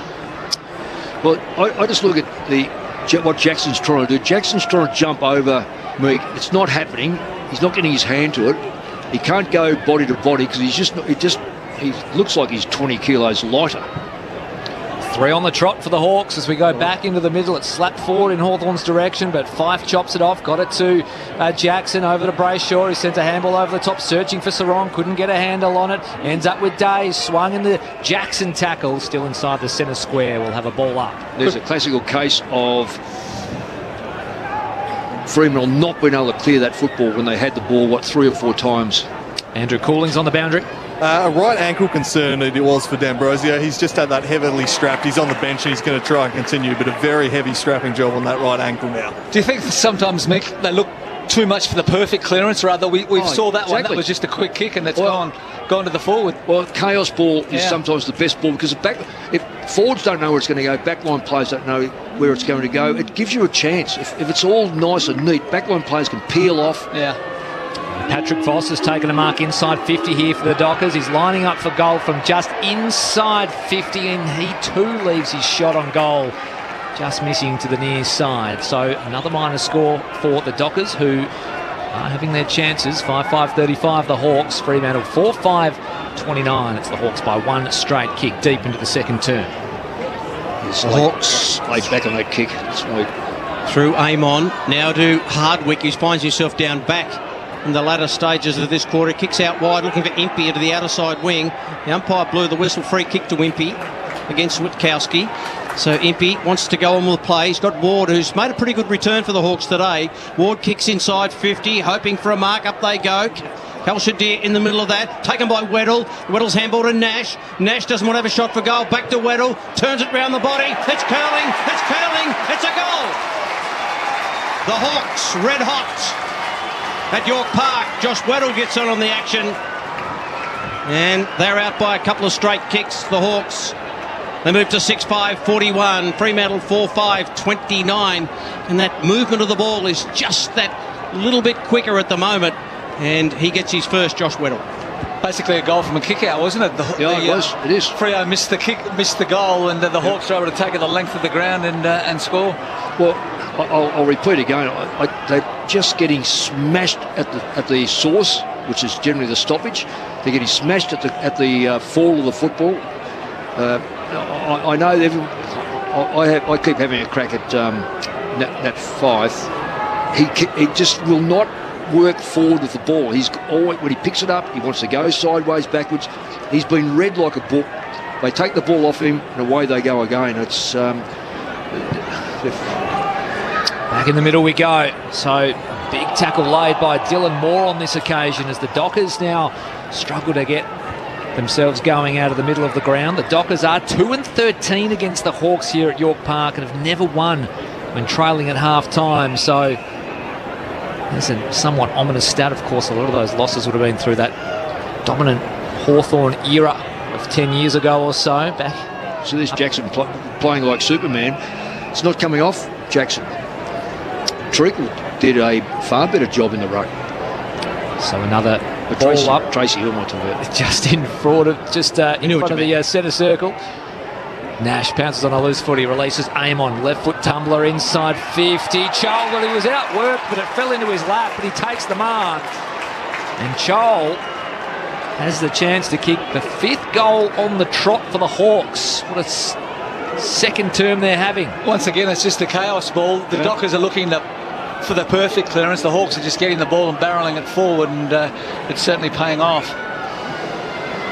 So Mabior Joel having a pretty good season for the Hawks, and he's a lovely set shot for goal. He's kicked 24 majors so far in season 2024. He'll kick from just inside 50 on a 45-degree angle. Slow, deliberate, straight approach. This one was just starting right. It's working back, but it won't get the journey. It's knocked over for a minor score. The crowd was excited. Just didn't kick it hard enough, really, did he? Because he wasn't that far out. He just tried to ease it through, and they pulled up short. 6-6-42 the Hawks, Freo 4-5-29, deep into the second term. Long kick to the wing. Jackson couldn't get a good run at it. Taken by Frost. Frost just handball back to Amon, who just jammed it on the boot. Really high ball. Chol's in the middle of all this. In front, couldn't take the mark. Crumbs, Bruce. Handball out, looking for Day. Day spins around, gets the kick away, hoping for a mark. Dear! Couldn't take it. And the mark taken by Draper. That's a well-taken mark by him. And Weddle looked like he's might have just stubbed his toe or hurt his ankle, but he's okay. Short kick finds Chapman at half-back for the Dockers. They trail the Hawks by 13 points. Chapman now decides to spin it back to Draper and switch to the outer side. Now to Ryan, who marks in the right back pocket for Freo. So closing stages of the second term. Hawthorn with a 13-point advantage. They trailed by 10 at one point. Wagner still inside defensive 50 for the Dockers. Sends them towards the outer wing. Big mark was Tracy. Could they have one late push in them? Forward they go. Maybe they do as Voss takes the mark. Right on 50 in front of Frost. Just a really nice mark by Tracy to be able to take that and give it off to Young. And once again, a beautiful kick inside 50. Well, this will tell us about this win, because he's generally a reasonable kick. He's pointed to the goal square. He's going to kick from probably 52, 53 metres out. So he's got to clear the pack. So he's got to go 55. So Patrick Voss signals goalward. He'll set sail from 55. Let's fly. It looks pretty good off the boot. And as the siren sounds, it crosses the goal line. And right at the death, Freo get a much-needed goal to cut the margin back as the two flags go up from the goal umpire. And the Dockers get around Patrick Voss. So Hawthorn 6-6-42. Will take a slender advantage into the main break. Fremantle 5-5-35 at half-time. And some goal kickers for you for the Hawks. Cowshadir has two. Signals to Connor McDonald, Josh Weddle, Luke Bruce and Dylan Moore. While for the Dockers, Patrick Voss got his first of the afternoon to go along with goals from Sam Switkowski, Josh Tracy, Jai Amos and Caleb Sarong. We'll be back shortly with full analysis of the first half, but for now, we'll get the latest from the ABC Newsroom.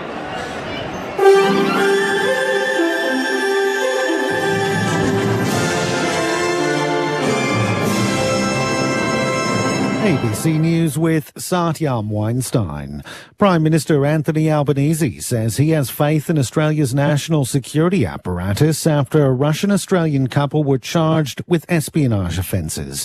Australian Army Private Kira Korlev and her husband Igor Korlev were arrested in Brisbane earlier this week. They've been charged with preparing an act of espionage. Mr Albanese says the arrests show Australian security institutions are robust. I think our allies that we work very closely with, particularly our Five Eyes partners, will take comfort in the fact that we have caught these people.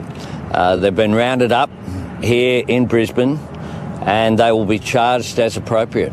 Explosive allegations have been made against the CFMEU a day after its controversial state secretary announced his resignation. Danushi Dias reports. a day after John Thecka announced he will step down as the CFMEU secretary in Victoria. 9 newspapers have reported a number of damning allegations against the construction union. It claims underworld figures and senior bikies have infiltrated major construction projects in Victoria and New South Wales, acting as union delegates employed on both federal and state government projects like Victoria's Big Build. The report claims select CFMEU officials have asked building companies to hire bikie-controlled subcontractors or to use underworld standover men to handle industry and union disputes. ABC has contacted the CFMEU and the state government for comment. In a statement, John Thecka says the allegations against him and the union are false. US President Joe Biden has put his is attempting to put his re-election campaign back on track with a defiant rally in the swing state of Michigan. A growing number of Democrats are calling on him to step aside from the contest because of concerns about his age following a string of recent gaffes. But Mr. Biden came on stage in Detroit to chants of "Don't You Quit," and he's promising the crowd he'll beat Donald Trump in November. This race is about your family. It's about your freedom. It's about democracy. Are you with me? We're going to stop Donald Trump. Let's get this done. The prosecutor in the case against US actor Alec Baldwin says she's disappointed after a judge dismissed involuntary manslaughter charges against him. He was on trial over the shooting death of cinematographer Helena Hutchins on the set of the film Rust in 2021. Alec Baldwin's lawyers successfully argued the state withheld evidence in the case related to ammunition taken from the set of the film. Prosecutor Kim Morrissey says she doesn't believe that she let Helena Hutchinson's family down. We did everything humanly possible to bring justice to Helena and to her family, and we're proud of the work that we did. Again, we disagree with the court's decision, but we have to respect it. 5 people connected to one of Ecuador's biggest criminal gangs have been sentenced over the assassination of presidential candidate Fernando Villavicencio. The BBC's Leonardo Rocha has more. A court in Quito sentenced 2 senior members of the Los Lobos gang, Carlos Angulo and Laura Castilla, to 34 years in prison as co-conspirators. 3 others were given 12-year sentences. More than 70 people gave evidence during the trial, including a key witness who said the gang had been offered $200,000 to kill Mr. Villavicencio. He was shot several times at the end of a rally in August last year. Mr. Villavicencio was a member of Congress and former journalist who spoke out against the increasing involvement of organized crime with politicians in Ecuador. Police are investigating the cause of a house fire in Melbourne's east that took 2 lives. Detectives from the Arson and Explosives Squad are looking into the cause of the deadly fire that engulfed a home on Craig Road at Donvale. Firefighters and emergency services arrived at about 4 o'clock this morning. 2 people were found dead inside. They have not been formally identified. The ABC understands 2 men living in the home. A crime scene has been set up, and anyone who may have seen what happened or have any other information is being urged to contact police. And South African golfer Dean Burmester leads the way after the opening round of the Live Golf event in Spain. The 35-year-old shot a 566 for a 1-shot advantage, while leading Stinger GC to the top of the team leaderboard. Cam Smith is the best of the Australians, sitting tied for 10th after a round of 1 over par. You're now up to date with the latest from ABC News. Time to steady and pull the trigger! Have you heard the latest AFL podcast from the ABC? Join myself, Catherine Murphy, and AFL legend Paul Roos as we discuss all the big storylines. Feed your footy obsession or just learn more about the game as we bring you all the latest news and analysis. Find the ABC AFL Daily Podcast on the ABC Listen app. This is ABC Sports coverage of the 2024 AFL season. Every match on the ABC Listen app. Look for the AFL button. No one can take the mark, just hits the turf. Massimo D'Ambrosio is caught with the ball and had his arms well pinned. The umpires have been paying that a bit today, and Switkowski gets the free. That from last night is identical, therefore it's a free kick. We've got to get used to that. Switkowski from 40. The boos from the crowd. Switkowski doesn't worry about that. He just spears it through. Dockers get the first of the second term. Ward kicks long, inside 50. Chol didn't take the mark, recovered well. Handball across to Deere, missed him, but McDonald's there, turns it around the body and kicks the goal. Really high ball to the top of the square. Jackson now off hands Deere. Out of the congestion, tumbled a ball towards goal and it's gone through. So something out of nothing for the Hawks. Deere strikes for his first of the afternoon. Massimo D'Ambrosio has just come off clutching at his right leg, looked to be in some pain. He's currently getting looked at by the Hawthorn physios. Warple kicks it inside 50, up they go. Deere! He just sat off the back of the pack. They flew early and he judged it pretty well, the young bloke. From about 30 metres out directly in front. These have been the hard ones for Deere, but not today. He steers it through. He's got a couple and the Hawks are out by 7 points. Weddle's handball to Nash. Nash doesn't want to have a shot for goal. Back to Weddle. Turns it round the body. It's curling. It's curling. It's a goal. The Hawks red hot at York Park. Josh Weddle gets on the action. But they have one late push in them. Forward they go. Maybe they do as Voss takes the mark. Right on 50 in front of Frost. So Patrick Voss signals goalward. Set sail from 55. Let's fly. It looks pretty good off the boot. And as the siren sounds, it crosses the goal line. And right at the death, Freo get a much-needed goal. The 2024 AFL Premiership season. On your radio. ABC Sport Digital. And on the ABC Listen app. Yes, right at the death, it was Patrick Voss with a goal from beyond 50 to cut the margin to 7 points at half-time here in Launceston. Hawthorn 6-6-42, lead Fremantle 5-5-35. They kicked the first of the game. Did the Hawks via Dylan Moore in that second term. They strung together 4 straight to get out to a 13-point advantage. Before that, Patrick Voss major right at the buzzer brought it back to 7 points. It's been an entertaining and intriguing affair with plenty on the line for both teams as the Hawks just try and edge closer to a berth in the 8. Fremantle with a top 2 spot up for grabs following this afternoon's match. There is one other game being played at the moment. It is at the SCG where Sydney has skipped out to a 42-point advantage over North Melbourne at half-time. It was only 2 points, the difference at quarter time, but it was a 7-goal to 1 second term for the Swans to see them lead by 7 goals at the main break.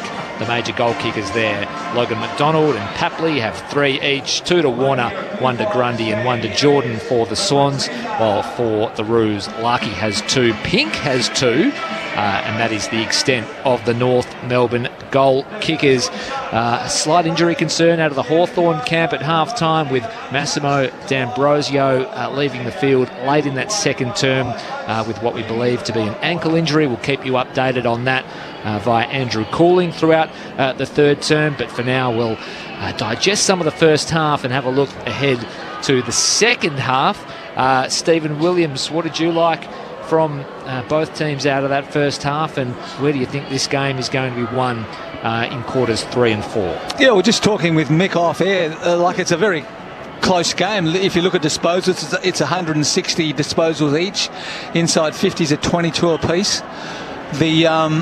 The Hawks have got an edge with contested possession and clearance, and the Dockers have had 15 more tackles. So the goal on half-time that Voss kicked was a really important one, and it was great to see him take that mark, and he knew his capabilities. He knew that there wasn't long to go. He went back, took a deep breath, and kicked the ball probably 55 metres. So and we saw Marbiel Chol the other end probably kick from 45 and not make the distance. So maybe, Mick, that tells us that the wind is actually blowing a little bit to our right rather than to our left, which we thought in the first quarter. But we talked through the call that we thought Freo were just sort of trying to overuse the ball a little bit rather than getting first possession in the stoppage rather than a quick kick to get it into your forward line and get the ball moving. They've looked to handball it, share it, chain it out, and Hawthorn's pressure has been good enough to turn that over. And we saw 2 or 3 of the Hawks' goals just come from real rough kicks from the centre stage into the forward 50 quickly, and they were able to get that 3 or 4 goals in a row and get that little buffer that they hold at half-time. But with so much on the line for both sides, you would imagine that Freo are going to come out, maybe look to adjust the the way they're playing a little bit and look to go a little bit more direct and maybe not overuse the handball as much. And but we know how well Hawthorn play this game down on this oval as well. So I think we're in for a pretty exciting second half of footy. Yeah. Been interested in a couple of the holding the ball interpretations this afternoon too, Mick. You mentioned a couple last night that were very, very hot, and we've seen that leak over into today as well. Yeah, I think it's general knowledge that the umpires, they might deny this, but we all know that I think their nose will grow if they keep telling lies, that they do discuss things and they become an issue. Now whether they've actually practiced or whatever, but they must be said, because we've watched last night in regard to the 15-metre kick, and there was a couple of 15-plus metre kicks that were called play on, and we've been so used to the ball going 7 or 8 metres. And it's the same with tackling. We're all still bemused at what is holding the ball or incorrect disposal. We've seen it today, and we saw it last night, that if you didn't watch and didn't hear about last night as a team, where you've been neglectful, because clubs are now, or players are now grabbing hold of the players with the football's arm, trapping him in with their legs so he can't kick the football, and of course he can't dispose of it. We spoke last night, I had Cameron Ling sitting next to me, and the suggestion was he just drops the football. Well, that's just so against your grain. You grow up in playing football, you're Oz kicked, and they go into competitive football, that you try to use the football. And the suggestion that we don't use it is just so foreign to us. So somewhere along the line, at the end of the year, we've got to... It's too late now, because we're told the rules don't change from year. Well, they do. They've got to get that right. So today we've seen another one. And if it was umpired like last night, well, it was a dead-set free kick. He grabbed hold of his arm, couldn't get rid of it, and as a consequence, it was a goal scored. So it's just a matter of adjustment. So Massimo D'Ambrosio in the defensive 50, the ball's in the air, he grabs it immediately and he's immediately tackled, no prior opportunity. His arm is pinned behind his back, his legs are free, so he can technically kick the ball, but he's held and it's holding the ball. In that situation, what is the incentive for Massimo D'Ambrosio to actually collect the ball? Because for me, there is no incentive to take possession of the ball if you're going to be wrapped up within half a second and pinged for holding it. No, well, see, it's an ingrained thing. You get it's just the instinct, isn't it? You don't not go to the football. Exactly. Yeah. That's the thing. I've got to say this, and this is, I might be way off here, because you shouldn't be worried about injury. But if you grab the football and then one of your arms is grabbed and absolutely locked in, and you've got the ball, generally, let's say you've got the ball in your left hand, you're a right footer, and you're in close, there must be a small fabric going through your mind going, if I kick this, how am I going to end up? Yeah. Because I've got one arm tied up. The player is in close to me, so I can't get a lot of leverage on my leg. If I put one leg up, what happens to my body? There's got to be that element of just a bit of safety. I'm of the opinion that we've got to reward the tackler, but you've also got to give time for a player to get rid of the football. We've seen now players adjust. The umpires have done a great job, I'll say this, they've done a great job of now not letting the ball continue to get wrapped up. They blow the whistle and we have a ball up, and the expectation is it clears the footy. The play of the football, though, what we're seeing now is getting caught, doesn't know what to do with it. If he just drops it, plain drops it, I'm sure that's incorrect disposal. So he gets done there. If he doesn't get rid of it, he gets done for holding the ball. So he can't win this. Somehow or another, we've got to come with and say to the public, that is a free kick. So therefore, players will get around that. Players will punch, like as Stephen said, they'll punch, or what you said, Chris, is they'll punch it on or grab it and try to break that tackle. So it is a really, one, I think it's dangerous. Two is we're still caught in a dilemma. Is it a free kick? Well, umpires have deemed it last night and again today as it is. I'd like to see what happens at Sydney North Melbourne. If the trend continues, then that's the new ruling, and it's a new ruling. Yeah, and players are a little bit reluctant now to tackle somebody and throw them on the ground, because they won't do it. You get done for 2 or 3 weeks. You know, for dumping them on the ground. So now they're holding them, grabbing an arm, holding them upright, and then winning the free kick for holding the ball. So players are very smart at adapting to these things, and when there's a rule change, they certainly are at the forefront of exploiting that rule. So it looks like Massimo D'Ambrosio is out there warming up for the Hawks after an ankle concern deep into that second term. So that's good news for Hawks fans. A bit proppy though, Chris. I've watched him in the warm-up and he is struggling. I don't know that he's... So give him sort of 5 minutes to see how he goes and then make a decision. Don't reckon he'll last too long. He just really hobbling in the warm-up. And Andrew Cooling will be all over that for us in the early stages of the third term. The Dockers, Stephen Williams, they've been in hot form in recent weeks. As we know, they blew Richmond off the park last week. Hawthorn have had their measure here in Launceston this afternoon. What are they doing well, and what do they need to improve to slide up into second place on the AFL ladder? I'd just like to see them get the ball a little bit. You know, Josh Tracy, I think he's looking really dangerous. He's a terrific player. He's big and he's strong. He's gone in ruck and done a pretty good job against Meeks, but he's one of the guys that has been instrumental in 3 or 4 of their goals just by the way he's been able to mark the ball in a contest and release it. 2 or 3 times he's given it straight to Hayden Young, who's been able to lace out guys inside forward 50. So him and Amos, I think, look dangerous, but they're just not getting enough opportunity. So, if they can just, rather than overuse the ball around the middle of the ground, if they can win that stoppage, get it down there quickly and give those guys a 1 out with their opposition, I think they're good enough, as we saw at the start of the game, to certainly get the scoreboard ticking over and put a lot of pressure on the Hawks. Some of the leading disposal winners for you from both teams so far this afternoon. Will Day and Connor Nash for the Hawks have 13 each, as does James Warple. Sarong for the Dockers has 13 and Fife has 12.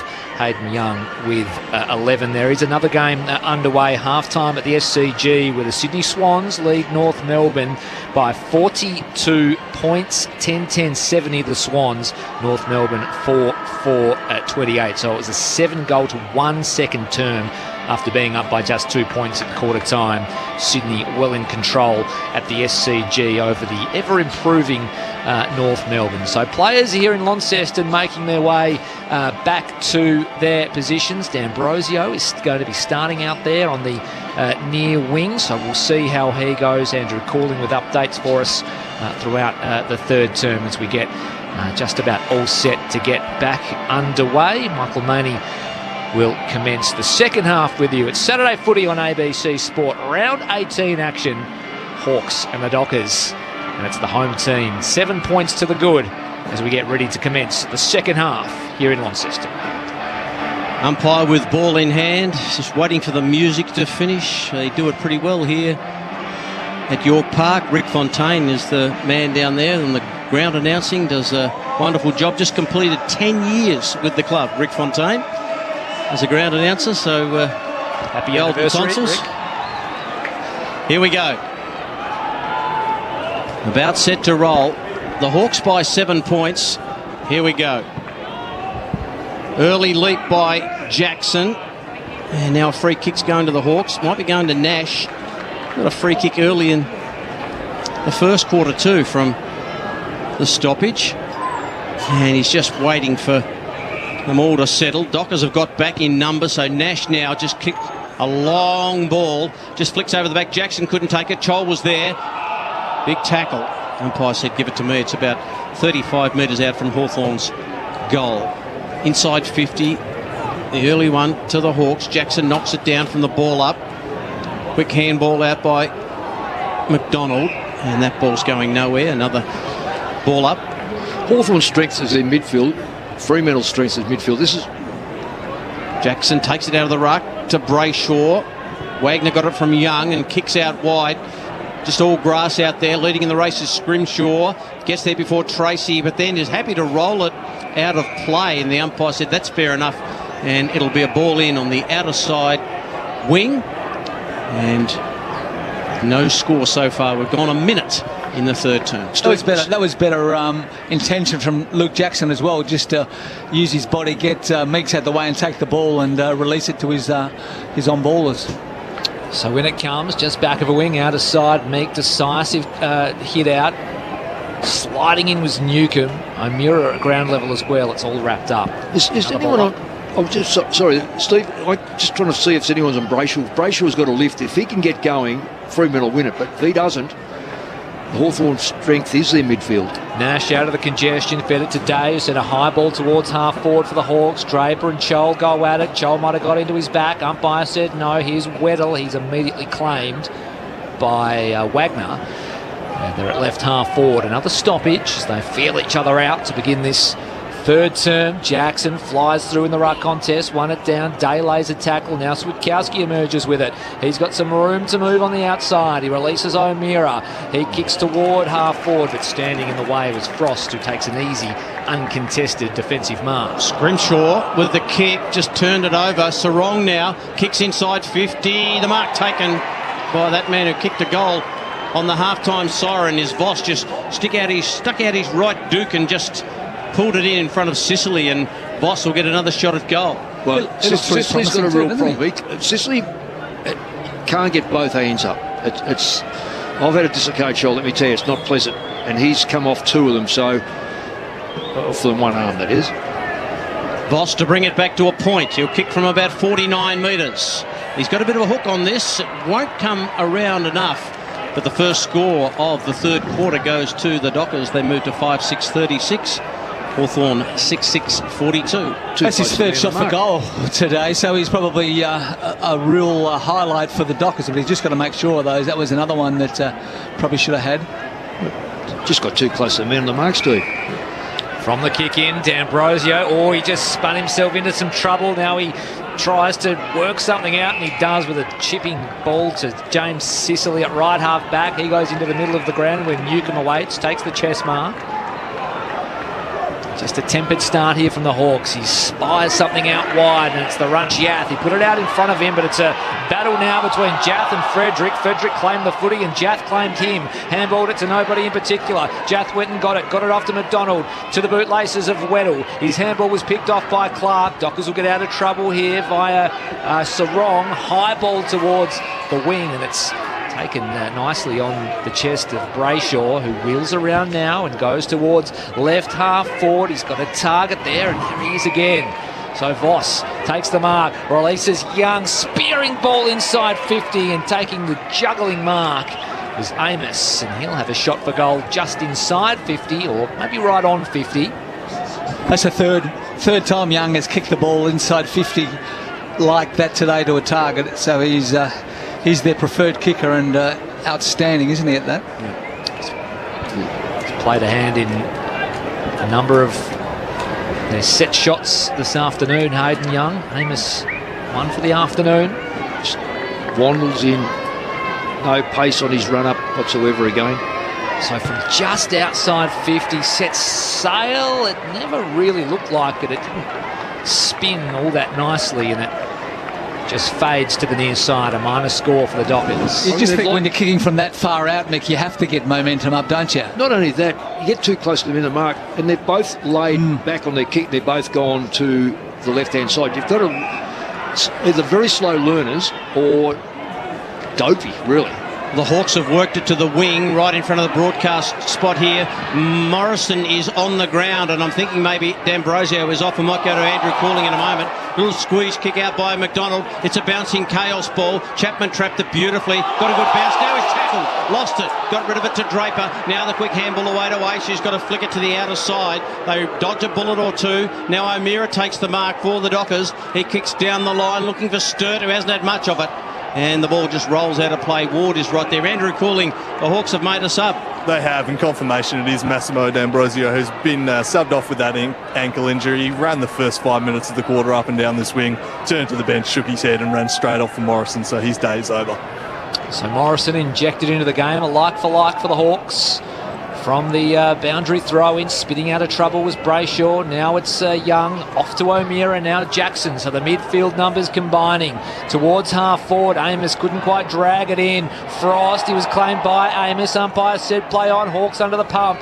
Impey sent out a handball in the Ward direction, and he's taken over the line by Brayshaw. So Fremantle applying the pressure. They still trail here by 5. 5-7-37 the Dockers. The Hawks 6-6-42. Early stages of the third term, and it comes. A little bit of holding going on. Umpire said play on. Day shows the footy here to Meek before eventually handing off the handball. His kick down the line, no good. Chapman gets in the way and marks on the logo. centre wing far side. Their tempo's really picked up, Fremantle. I know they haven't scored goals. They've had 2 direct shots, but they just look a different side. Their tempo through the corridor is a lot better. Their choice of kicking is a lot better. And Aish has got it right in front of us. The centre wing just waits for a moment till something opens up, and he gets it from Sharp. Sharp mucks in front of Watson. Now he goes on with it. He'll kick it very high, inside 50. One for the high flyers. Who's going to take the mark? No one. The crumb, Impey, couldn't quite get there. Sicily couldn't commit. Now here's Frederick. He's got pace. He turns it around the body and misses. Oh, he just ran from that play so quickly. Nobody could lay a glove on him. The Dockers get another behind. They're 5-8-38. The Hawks 6-6-42. Oh, he gapped Blake Hardwick, didn't he? He peeked over the shoulder and said, "I've got you covered." He just couldn't quite nail the finish. They're looking threatening, aren't they? The Dockers just got to make sure that they make the most of this momentum. Well, they've had complete control for 3 points, so there's been no damage to the scoreboard by Hawthorn. And the Hawks, we know they can get back because their midfield is an effective midfield. Nash receives the Scrimshaw short pass, still inside defensive 50, the Hawks. They lead by 4. Impey presents an option in the back pocket. Go to another short one in Hardwick, who's still deep in defence. They're just playing some keepings off here, the Hawks. Scrimshaw. It's good play by Fremantle to keep them Hawthorn locked into their back 50. Andrew Cooling's on the boundary. Yeah, some more concern for the Hawks here at the moment. Kaushadir just having his ribs re-strapped. It looks like the physio's giving him a bit of attention at the moment. Looked a little bit sore around the ribs. Copped a knee there a couple of weeks ago, of course. Impey sends one up towards centre wing. Weddle flew, couldn't bring it down. Freo who come up with the footy. Switkowski just shook a tackle. Back inside 50 they go here, the Dockers. One-on-one battle, Tracy and Frost. Frost got a boot to it somehow. It dribbles out of bounds for a throw-in. About 40 metres around from the left-hand behind post. Fremantle's attacking zone. 6-6-42 the Hawks. Dockers 5-8-38. 8.5 gone in the third term Saturday footy on ABC Sport. Game's been played in Freo's forward half, or their half of the ground. From the boundary throw in, Jackson went a bit early, got off balance and then just tapped it to ground. Didn't get his timing right there, Luke Jackson. He's not been right on today. I think he's really worried about the bulk and size of his direct opponent, Meek. And his direct opponent did knock that down, Lloyd Meek, to his on-baller Will Day, but was forced to the line and another boundary throw in. Yeah, Brayshaw and Sarong are starting to get their hands on the footy a fair bit now, so they're making a difference around these clearances. Hawks up 8 in hitouts, 20-28. Up it goes, Meek with another one, rode by Sarong. He's caught around the neck, and the tackler was Meek. And they just bounce off each other and push and shove, and Sarong has actually been a bit dazed by that. I think Nash might have just given him a little bit of a jab in the mid-rift. Right. The eagle eye of Stephen Williams. He now plays on, goes long. It's a good-looking kick, but it's just slightly to the left. He had us all bluffed there a bit, Caleb Sarong. But another behind to the Dockers, so they're peppering away. 5-9-39. Hawthorn 6-6-42. Yeah, really wasting all this aggression, form, ball getting. 4 points. Sicily considered out of the defensive goal square, takes his time from the kicking before sending a ball beyond defensive 50, but only as far as Draper for the Dockers, who marks 2 kicks out from goal and come into the middle of the ground where Jordan Clark awaits, and he wants to get things moving. He spreads things even wider. Jeremy Sharp takes the market. Left half forward. Sharp's he could kick that, I reckon. Well, not sure he can kick it, but he's a good kick, but he's not a really short, accurate kick. I'm back across goal to Clark, who sets it up at the top of the square, and taking the mark was Jackson, floating in front of the pack, and he takes the mark 15 metres out, top of the goal square, and kick from directly in front. He's lifted this quarter as well, Mick. He's really lifted his game. He's lifted his game, but he's also now dragging the ruckman all over the place. They've got some powerful marking players in front of goal, Fremantle. Last year they did, they just didn't seem to have it together, but they can go to 3 or 4 players, can all take a good mark. It's just got to finish off. They've just dominated the play so far. So Jackson ambles on in, sets sail for goal and makes no mistake from point-blank range. So The Dockers kick the first of the third term, and they regain the lead. Hawthorn 6-6-42, Fremantle 6-9-45. They're 3 points to the good, 11.5 gone. Third term Saturday footy on ABC Sports. Stephen Williams. It was interesting with that James Sicily kick out of defence. We've seen Hawthorn really reluctant to kick the ball to a contest. They normally kick the ball short, but he was quite happy just to kick it to a contest, and the Dockers are able to win the ball back, get it in there quickly, and as you mentioned, Mick, whether it's Jackson up there or Tracy or Amos or Voss, they've got some damaging tools up forward that are looking really dangerous. Steve, you were saying about the contested football, you said Fremantle were in front. That is flipped. Right now the contested football is even. And Hawthorn were dominating. Yes, that. they were, yeah. Freo getting plenty of it in the third term. Jackson caps it off with a goal from the centre bounce. Hawthorn are so good in this area. Warple couldn't get through after the ball was knocked down from the centre bounce. And we get another bounce. Or ball up at least. Up it goes. Jackson took it out of the air, fed it back. Nicely done. Sarong got it back from Aish. Another little chip kicks, not good. And then just kicking straight at a ball that was just mid-air was Morrison. And the umpire has paid a free kick for it. For intent. It was always going to be. He would not have had a single skerrick of control over that. Well, if it had gone off the inset step, it would have dribbled in play, but they get a free kick against. I think it's almost like, I don't know if they changed the rule, but anything outside 50 at both ends, if you touch it, or you don't touch it, it's almost got to go. Do what they do in the sample, Stephen. Yeah, let's just do it. And that works very well, doesn't it? Yeah, not too bad. But I reckon they do it inside the 52, don't they? Yeah, which I don't really like that much. The Dockers are just waxing here at half back. Under a bit of pressure, Johnson goes to Chapman, who kicks a ball right out into the sunshine on the outer side to Cox. Cox just gets the kick away. That's okay. And it finds Wagner at half back. So Wagner, right half back, spears one inboard to Johnson, who gratefully accepts. He's on the back right edge of the centre square. Darts one way, then the other, then spots Fife. Yeah, let me just see what Fife does with this. So just forward of a wing is Fife. He could have played on for a start off. He's going to come inboard to Aish, and Fremantle just controlling the footy here in this third term. They lead by 3.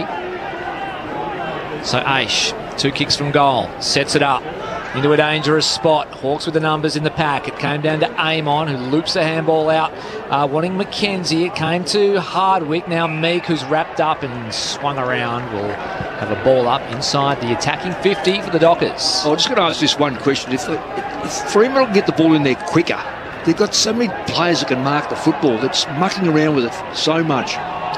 So Young got a handball out to, might have been Brayshaw with a flying shot on goal.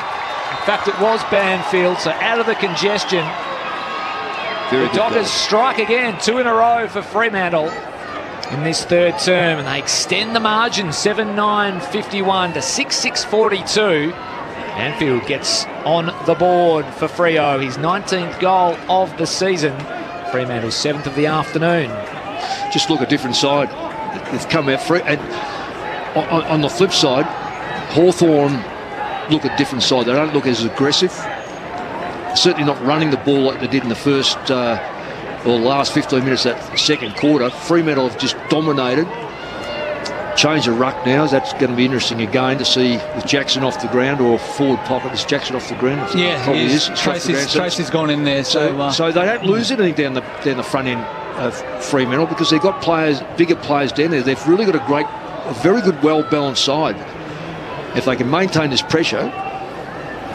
Back in the centre, Meek tried to take it out of the ruck then. Warple's kick was only a half distance one. Now Meek did well. Kick was smothered. Might fall to Sharp. Sharp gets around, handball back to Aish. Aish, a little left footer, is a very good ball to Brayshaw. Brayshaw quickly away to Sharp. Sharp kicks down the line. Who's he got? Up they fly. No one can take the mark.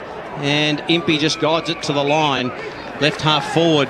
Fremantle in attack. It's been played in their half. They have had so much more of the ball in this quarter than the Hawks. Their midfield's well on top. Newcomb down. Day hasn't hardly touched it in this quarter. It's been all the Dockers. Boundary throw in. Meek got in front of Tracy. Tracy handball back to Fife. Now to Sharp, who's really having a purple patch. Off one step. Sharp goes long and straight. from well outside 50, Sharp has pumped that through for another goal for the Dockers. So they've got goals at the 11, 15 and now the 16-minute mark, and they open the Hawks out to the tune of 15 points, 6-6-42 to 8-9-57. Just really controlling everything, aren't they? We talked about everything was level at half-time. Now the Dockers have had 30 more possessions in this half and gone inside 55 more times. So they're really starting to show some dominance here. And as you mentioned, Mick, they just look so evenly balanced, even when Jackson is off the ground up forward. And we talked about Sharp, what a powerful kick he was. That was off one step from probably 50 metres. Yeah, and look, I've been on Fife's case, but that was a really good hand pass. That just sets the play up. He had his back to the play, feeds the ball out, then protects the area so Sharp can get his kick away. Game high 15-point advantage here to Fremantle at York Park as Josh Ward is wrapped up in the middle of the ground. Brayshaw applies the tackle, so 3 on the bounce for the Dockers. 4 in a row if you count that Patrick Voss one before half-time. Here's Day trying to burst away from the pack. He releases more. Inside 50 go the Hawks. Chole's all on his own. He just had to reach for it. And he did so. He completed the mark, and he'll have a set shot for goal from 40 metres out, 45-degree angle. First time this quarter they've been able to link up with hands out of the middle of the Hawks. So Chol enjoying a good season for the Hawks, yet to get on the board this afternoon. Had one shot for goal that just fell short. Distance shouldn't be too much of a concern here. Ambles his way in. Does Mabior Chol set sail? Crowd liked it as soon as it left the boot. Chol liked it, and all of his teammates liked it too. So Mabior Chol gets the instant reply for the Hawks, and they cut the margin back just a touch. Fremantle 8-9-57, Hawthorn 7-6-48. Andrew Callings on the boundary. Well, I'll tell you who else liked it, and that is Sam Mitchell, who's just appeared on the Hawthorn bench. He marched down the stand about 2 minutes ago. Immediate impact. He's clearly can offer a bit more direct feedback to the players, so he's appeared midway through the quarter, and an instant response from his side. What are your thoughts of that, Mick? Coaches down on the bench as far as their ability to see what's going on? Can't see. You cannot see the patterns of play. You've got virtually, you've got the front seat on a grandstand, and in fact you're probably even lower. Lower, yeah. So and you do not know where up top. At least you've got some idea what's happening. It's just a player communication thing, I would say. Here's Sharp from the bounce, taken by Sarong. So Freo not to be denied. Can they respond? Up they go. Voss just ran under the footy. Couldn't take it. Here's Amos. Spins around. Left foot kick. It's perfect to Banfield.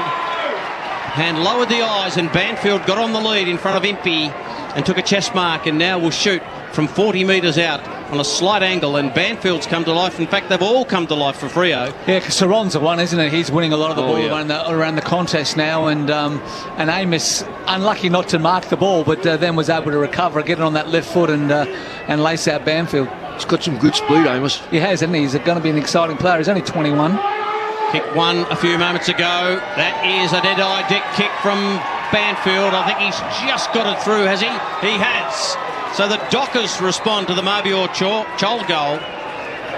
And the Dockers just seem to they've got all the answers at the moment. They're 9-9-63, Hawthorn 7-6-48. You listen to Saturday Footy on ABC Sport. And another good size forward, isn't he, Banfield? He's kicked 2 goals, so the most of any Docker, but they got so many options to kick the ball to up forward there now. You're spot on, Steve. I think it was Taverneau last year and virtually no one else, and he's not in the side. No. So when you analyse some of these younger players, and you can see why he's not in the side. Well, you can see the Voss kick that one from 50, but you got Jackson goes down there when Darcy's in the ruck. You've got Amos we spoke about, and Tracy. Yeah. Tracy's jumped up brilliantly. In their defence, they haven't got Alex Pearce either. No, they have not. Second goal of the quarter for Bailey Banfield. Can the Hawks return fire? Maybe they can via John Newcomb.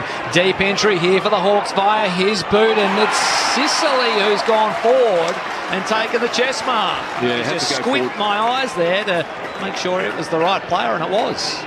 He's very, very good player, Sicily. Talented player. Plays at both ends. I I know there's a lot of things about him that people don't like, but he is a quality player. Did he start as a forward? I think he did, yeah. So Sicily goes around the body on this occasion and hits right back for the Hawks. So we're going goal for goal here in Launceston. Fremantle 9-9-63. Hawthorn via the boot of James Sicily got to 8-6-54. Getting deep into this third term. Saturday footy on ABC Sport. Mick Malthouse. Just trying to work out who's gone back in his place, because he was playing on one of the tools. He wasn't having his own way. At least on the forward line, I know this sounds strange, but at least on the forward line now, he can determine where he places himself, what sort of ball he attacks. On the back line, he has to go with his key forward. He has to get both hands up, a crook shoulder and all, but outmanoeuvred his direct opponent there. It probably would have been Pearce as Pearce played. That just shows you, if you lose your captain like that. But nonetheless, both last goals have come straight out of the centre. Yeah, the importance, isn't it, Mick? Winning the centre clearance. The last four have come from who's cleared the ball out the middle. Back in the centre, Meek gets it down. Johnson's there for Freo, immediately nailed by Newcomb. And it'll be a secondary ball up. Here it goes. A lot of players around this congestion. Amon just dropped from the tap down. Little quick kick finds Banfield again. He won't score from here. He wants to play on. Maybe he will. Kicks long. It's a long drop punt, and it's just floated through, knocked through for a behind. Hit the post, in fact. And the Dockers, they've got all the answers at the moment. 9-10-64. They're 10 points in front of Hawthorn. 8-6-54. It just seems like the Dockers are about 35 points in front the way they're playing. Absolutely. Amon out of full-back. Gallops 15 or 20 and then sends a left foot ball deep into the outer side. Jackson stands tall though and reels in the mark. So I'll reload here. The Dockers just in front of the logo on the far wing. Not sure if the coach would have given him a roast of whether they do that anymore, Mick, but he's certainly come out with a different attitude and really making an impact on the game. I think you're spot on. I've been told they don't. They get upset. Suki lalas from all accounts. So I think you were born in the right era, Mick, to be honest. Yeah. Sharp to Clark and then Draper, and they spread it all the way out to the outer side. Luke Ryan takes the mark in front of the Hawthorn interchange benches. I shouldn't say that because they are tough, but I think they've got a new look on what advice they can get. Now Jagger O'Meara sets it up to the top of the square. Pack forms, off hands, out of bounds it goes. It'll be a ball in, 10 metres around from the left-hand behind post. Fremantle attacking zone.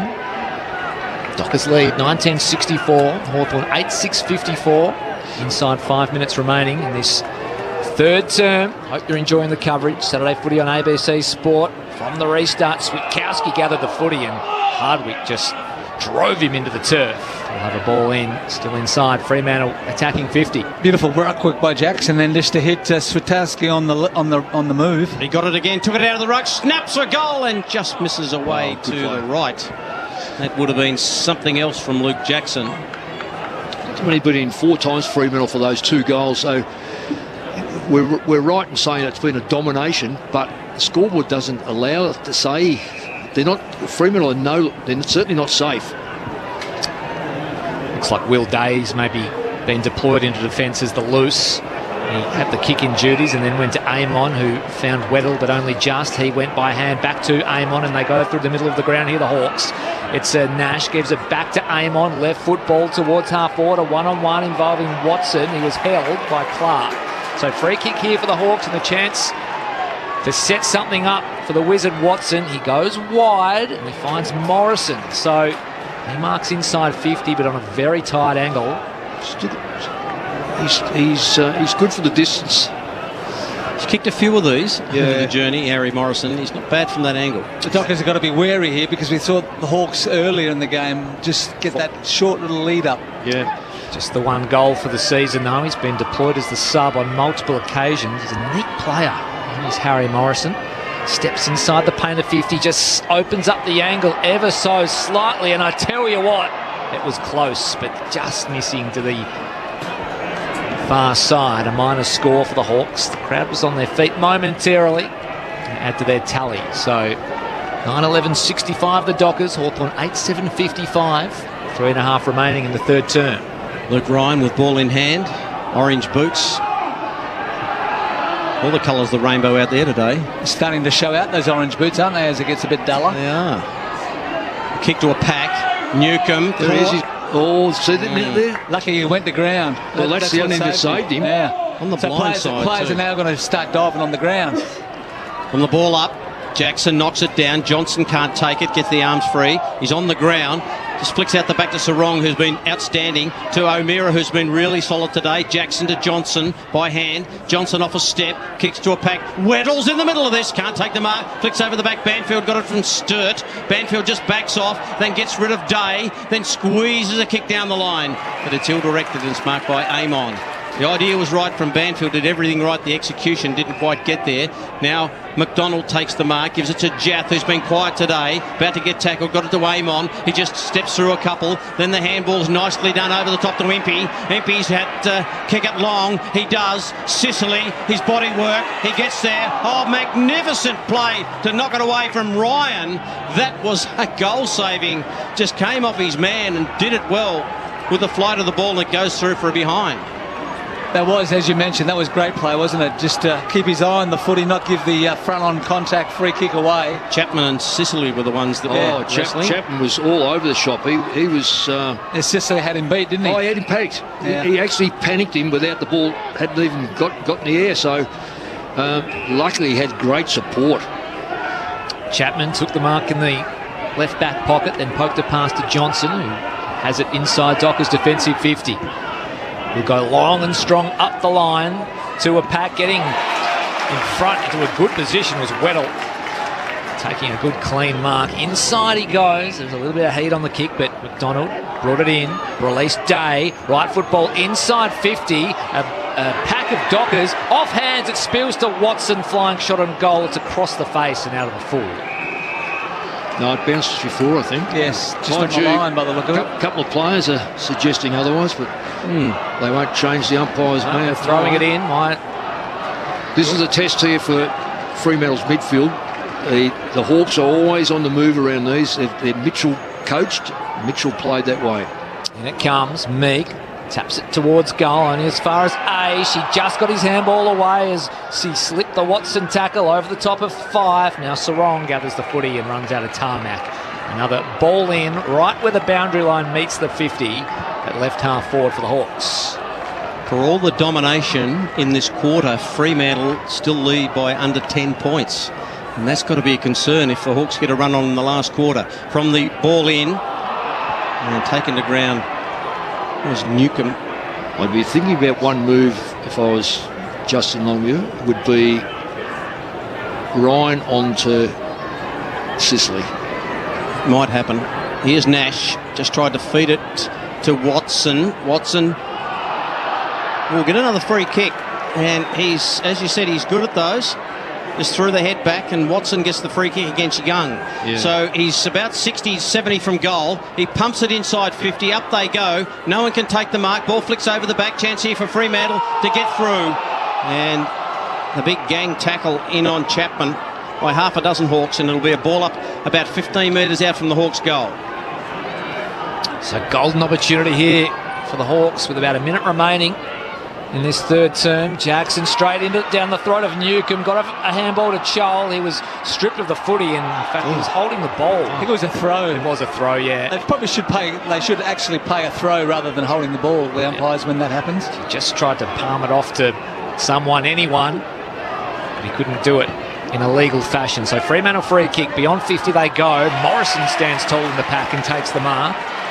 He'll send the Hawks back inside. Can somebody take a mark? Pack will form. Big fly from Deere, unable to bring it down. Freo emerge with the numbers.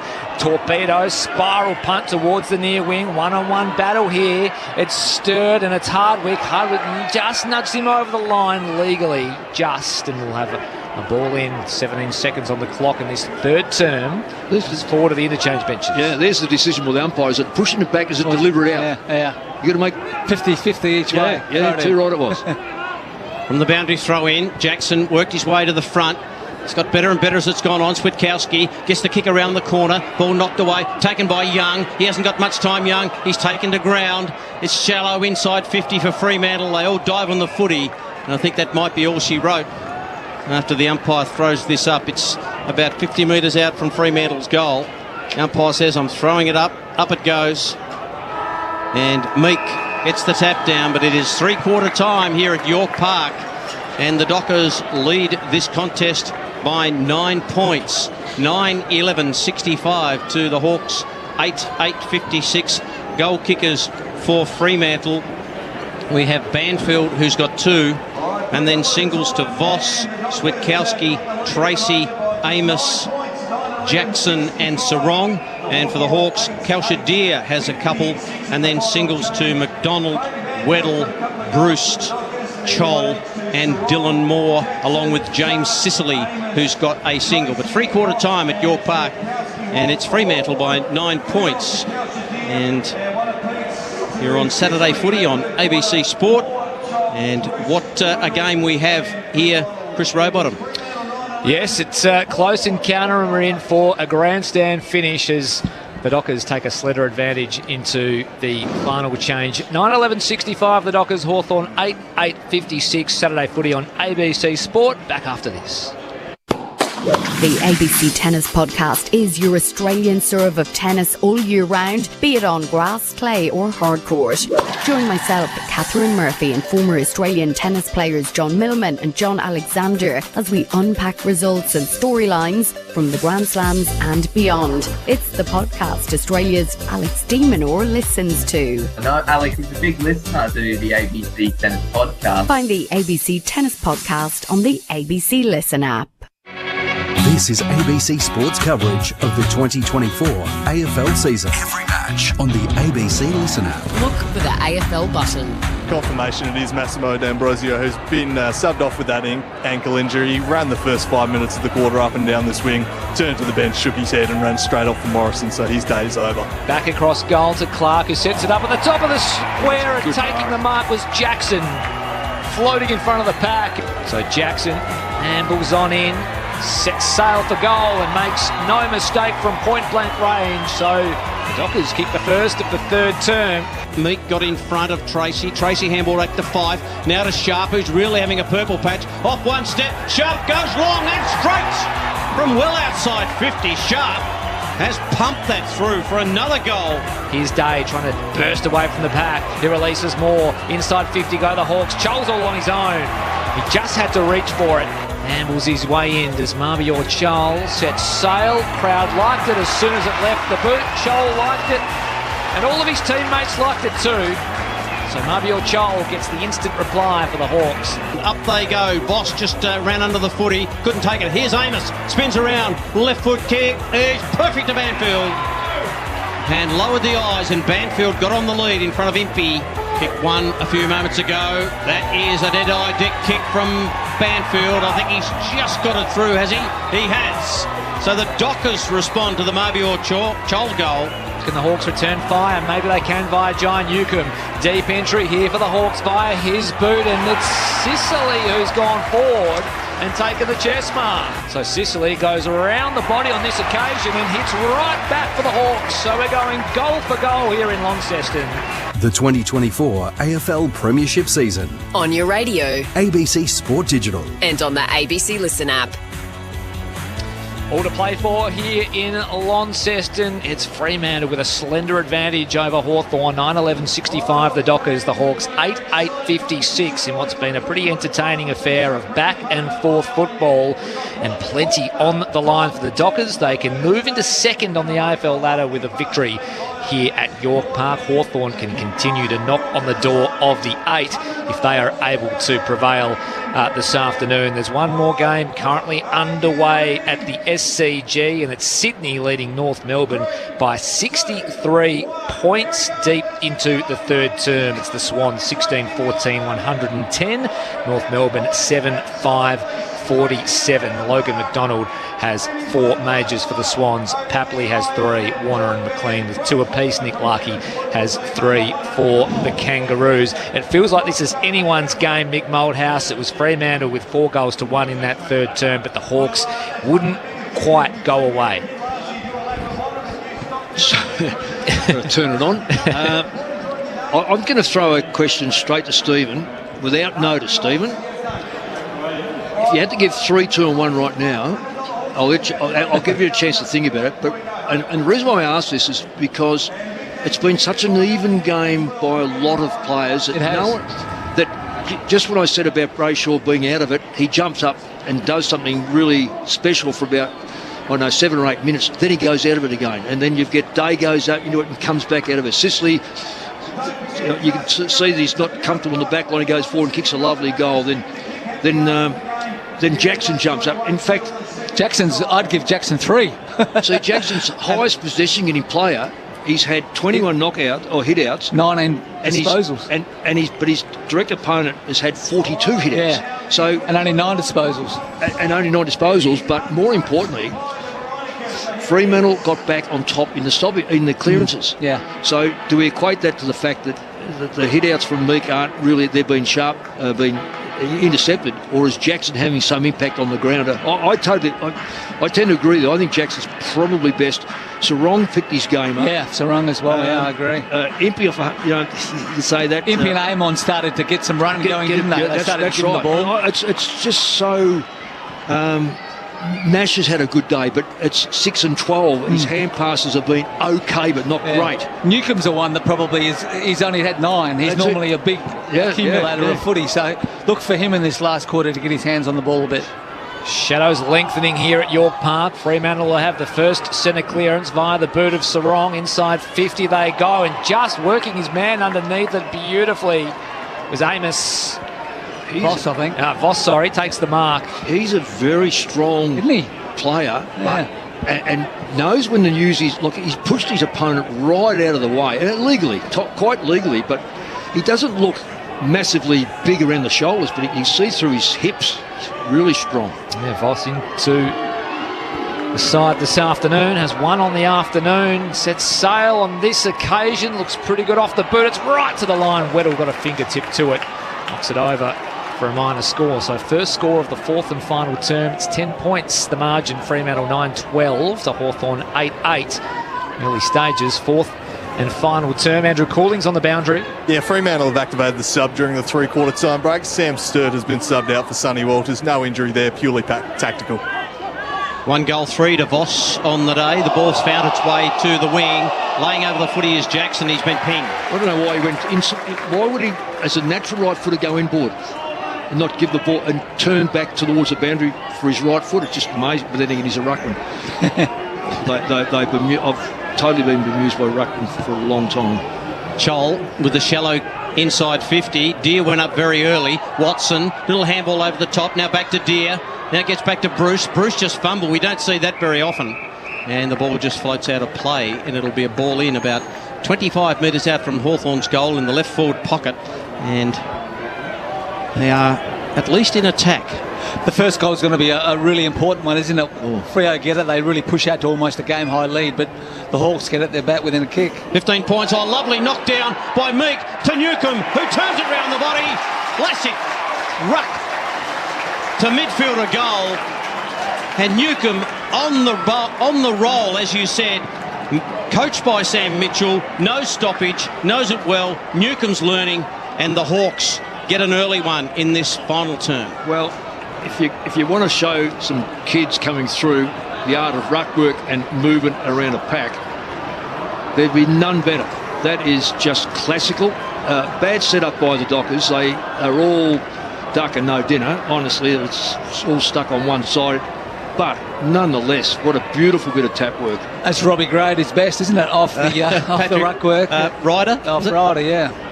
That was great. And he's the player, isn't he? We talked about it. He only had the 9 disposals. Yep. And a really important goal. Get his confidence going. He's a real accumulator and wins the ball at the source for Hawthorn. They're the ones you go to bed and dream about as a midfielder, flashing through the pack and finishing off a beautiful bit of ruck work. Fremantle's time to respond here. It's Brayshaw's wrenched off the footy. No free kick. Hawthorn in possession now as Hardwick goes in after it. Share it out with Moore, and now Warple in the middle of the ground. Has time to assess his options and just launch the Hawks forward.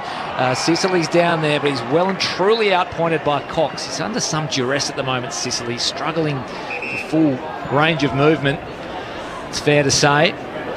Cox just nurses a kick, keeps it inside just to Tracy, who takes the mark in front of Weddle. Strong hands. So important you can have your big forward come up and mark that ball there. Yeah, it's a good outlet, isn't it? 45-metre kick. So a long way from home. He's at half back. He'll send the Dockers up the line. Meek was just nudged underneath it. Got the footy eventually. Off to Warple. Just delayed the handball. Tried to get it over the top to Moore, but it was misguided and over the boundary for another ball in. Lloyd Meek looks like he's actually lifted a bit. He lowered his clothes in that third quarter, but his first 5 minutes have been really good this quarter. So you've taken Jackson off the top of the chart now? Yes, I know. Maybe Sam Mitchell had a word to that ruckman. Here's Meek straight out of the ruck, bruised at the fall of the ball, fed out a handball to Warple, who's been busy so far in this fourth and final term. Tried to pop a ball over to Nick Watson. Crowd wanted front on contact, and they'll get it. So a free kick to Watson, who was just infringed upon in that little one-on-one contest. Maybe a touch lucky, Mick Malthouse. Lucky. He should go straight to Taslotto agency and just get $1 worth because he's bound to win it. Yeah, nothing in that, was it? Oh. Yeah. For all he had his eyes firmly on the footy too, did Wagner. He's stiff. So Watson, tight angle. He'll kick for goal from 48 metres. To hit the scoreboard so far this afternoon. Just improves the angle slightly, hangs it out to the right. It's attempting to work back. It won't get all the way there. And Draper floats across and takes a defensive mark in the goal square for the Dockers. They're not scared to go for their marks, the Dockers. No. Both ends of the ground. They shouldn't be scared up the forward line, but back half, they're backing themselves. Some great aerialists down there. Impey flew too early from the pack. Flicks over the back, Switkowski, lost possession, taken by Moore. Moore now, just a little hook kick looking for Bruce, but well overcooked it. Oh, that was over, wasn't it? Looked like it was over, out on the full, but the boundary umpire says, no, we'll throw it back in. Wow. Yeah. Well, that was over a ball at least. We're just seeing a replay of it, and clearly over on the full. Why can't the central umpire overrule that? He's standing right next to it. Games would go for 4 hours. Here's Moore over the back. Nice little handball back to Impey. Now away to Newcomb. Newcomb loads up. It's a long drop punt. It's long and it hit the post. Oh, he's looking dangerous. All of a sudden, Newcomb. And he gets another behind the Hawk. Creep a little closer. 9.963. Fremantle 9.12.66. Really lifted their rating, the Hawks, after a disappointing third quarter. Oh, through the middle of the ground go the Dockers here. Weddle has to get across, and he did. He did so really well. Knocked it to his advantage, and it just spills over the boundary line. But they were out the back there with the Dockers from the kick in from full back. You take that every day of the week. You kick in the ball and you get the ball to the other side of the centre square in a neutral football, you take that every day. Become accustomed to the close finish here at York Park in recent times, with games against the Giants and the Saints going the Hawks' way.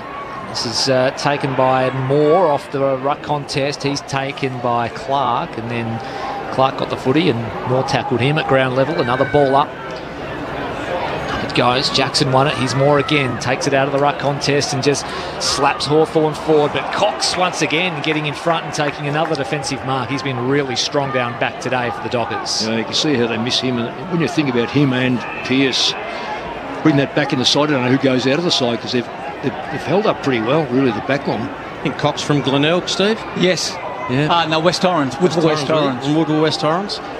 Long kick and good body work by Meek. And he takes the mark at half-back for the Hawks. Just outmarked and outbodied Jackson on that occasion.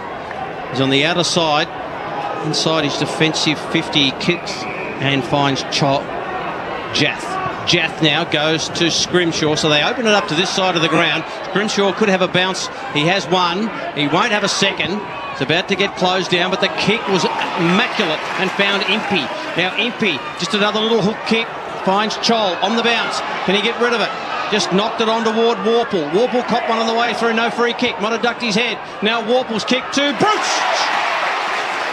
And he just did enough on Ace just to give it a little nudge, just to get him under the ball a millimetre, and Bruce took the mark. Yeah, I think it was a good nudge, all right.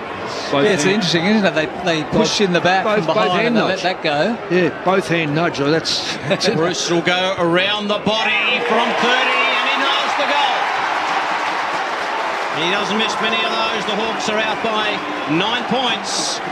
have kicked a couple of unanswered goals in this last quarter. And all of a sudden, the question's been popped to the Dockers. So, Hawthorn 10-9-69, Fremantle 9-12-66. Is that scoreboard updated? Yeah, that's correct. It is? Yeah, that is correct. Yeah, they've really lifted their rating, haven't they, Hawthorn, this quarter? Fremantle were the ones that were winning the ball, the loose balls around the stoppages and that, but it's been Hawthorn, it's been Warple, it's been Impey that are driving the Hawks forward, and we're going to see what Fremantle are made of. Well, there were those opportunities they had in that late third quarter and also just early this last quarter. So this is where the Walters of this world, fresh, should now, if they can get the football in there, Fremantle, it's got to start to play his part on the ground. Hawks back out by 3 points. Back in the middle we go. Jackson with a double-hander straight into the path of Sarong. He was taken out by Nash. It came out to Johnson. Day grabbed hold of him. Somehow fed out a handball. Sarong pounces on the loose footy. Sends the Dockers inside 50. Frost all alone. Uncontested mark. Diving forward. Takes it on his chest. Relieves the pressure for the Hawks. Thinks about retreating further back to Weddle. And that's where he'll go. So Weddle marks it 15 metres out from Fremantle's goal. Across the ground he goes. Hardwick receives it on the bounce. Has to go underground slightly. He's turned it over here, Hardwick. Oh, it's a shocking turnover too for the Hawks, because the Dockers will get a shot on goal here via Andy Brayshaw via the short poke pass. 45 metres out directly in front. It's just a poor kick. Yeah, the player was there to kick the ball too, but he just couldn't execute the skill, and Freo were able to win it back. And Brayshaw has the opportunity for a quick reply. For his first of the afternoon, and to regain the lead for the Dockers. Leans back on the kick, he pumps the fist. It sails through. And the Dockers, well, they score a bonus goal via the Blake Hardwick turnover.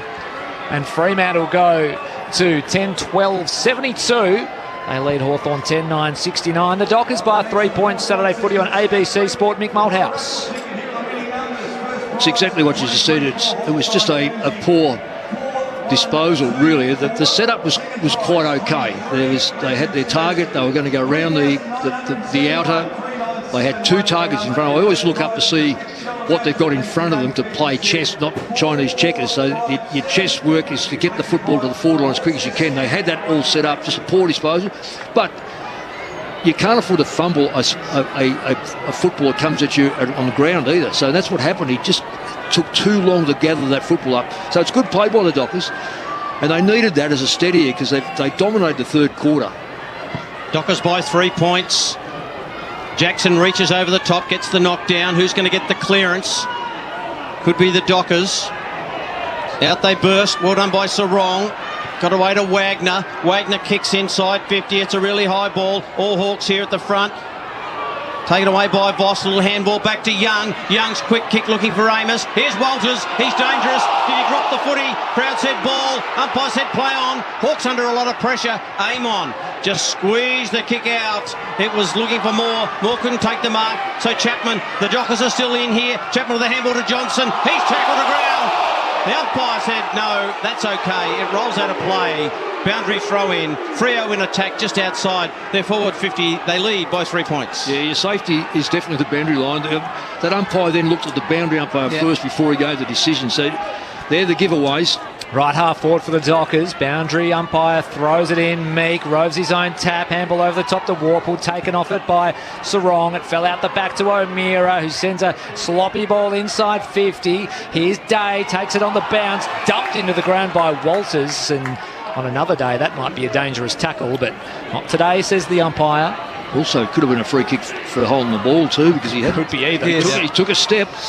Up it goes. Meek and Jackson, as they've done all day, into the path of Young. He's claimed by Newcomb. Got boots a ball only as far as Day. High ball outside 50 now for the Hawks. Chapman arrives with the fist. Warple takes it. He's wrenched off it by Wagner. Now it's O'Meara into traffic. His kick was smothered. Landed in the lap of Nash. Gave the handball out to Ward. And now the Hawks will go forward. Chapman missed an easy one. Aish is there to mop up. Hands it off to Clark. He elects to take a couple of bounces. went to kick it, then missed his boot. He's set upon by two Hawks, and he is awarded a free kick for a high tackle. Well, they didn't quite realise what was going on, the Hawks. They were a little vigorous with Nor did he know it was going on. I can't remember ever seeing that before. He made his mind up to kick it, and then he changed his mind and dropped the ball, and very lucky to get out of that. We didn't know whether he was left or right foot either. Chapman receives it wide, and he sends the Dockers inside 50. It's a shallow entry, a wide entry, off hands and over the line. A boundary throw in, a strange little patch of play there from Jordan Clark, but all's well that ends well. These tall Docker forwards, Tracy, Voss and Amos, they're the ones that you look for in late in the game now to take a mark and kick a goal. That's when the dump kick comes in, when everyone's tired. Ball knocked out by Meek, taken by Newcomb, just held onto it, got it to Warple. He just wiggled out of a tackle. Now got it to Wimpy, now back to Day. Day's dispossessed, and the ball's just knocked over the boundary line. The Dockers about 25 metres from their goal, right forward pocket. They're kicking to the city end of York Park. Michael Walters is the most dangerous player here. He's fresh. He's angry that he's been on the bench. He's on the move. Yeah, he was on the move there. He might just get it here. Here he is, spins out, gets a handball away, chopped off by Morrison. Morrison kicks it high.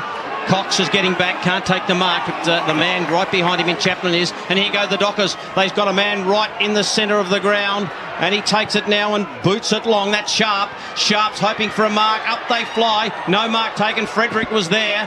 Dockers, it comes out to Amos. Check side has missed to the right.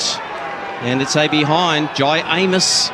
So they creep out by another point. It is 10-9-69, Hawthorn 10-13-73. The Fremantle Dockers, you're listening to Saturday Footy on ABC Sport. Amon loops out from full back, kicks to a pack. Dockers have the numbers at the back. Aish had to arch the back, put Chapman into a bit of trouble with the handball, decided to just slap it on the boot. Weddle had to go back into the hole, and he did. Took the mark in front of Amos, plays on by hand today. He's just outside 50, eludes Walters. He has to retreat with nowhere else to go. Now it's Frost. He spies something up ahead. It's Impey. Great kick. Hits him on the chest. He's in the centre square. 85 from goal. His kick was smothered as he tried to gain the advantage. Knocked it on today, who kept on running. He gives it to McDonald. Inside 50 go the Hawks. There's one-on-ones up ahead. It's touched and knocked towards goal. Sicily got a boot to it. Did it cross the goal line? Sicily thinks it did.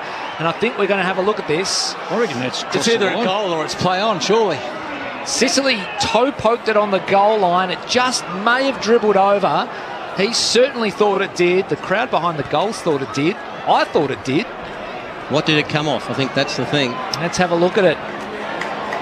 Yeah, the score is a goal, I think. Yeah, that's a goal. That's his boot. So the little side foot tap in from Sicily rolls toward the goal line. It crosses the goal line.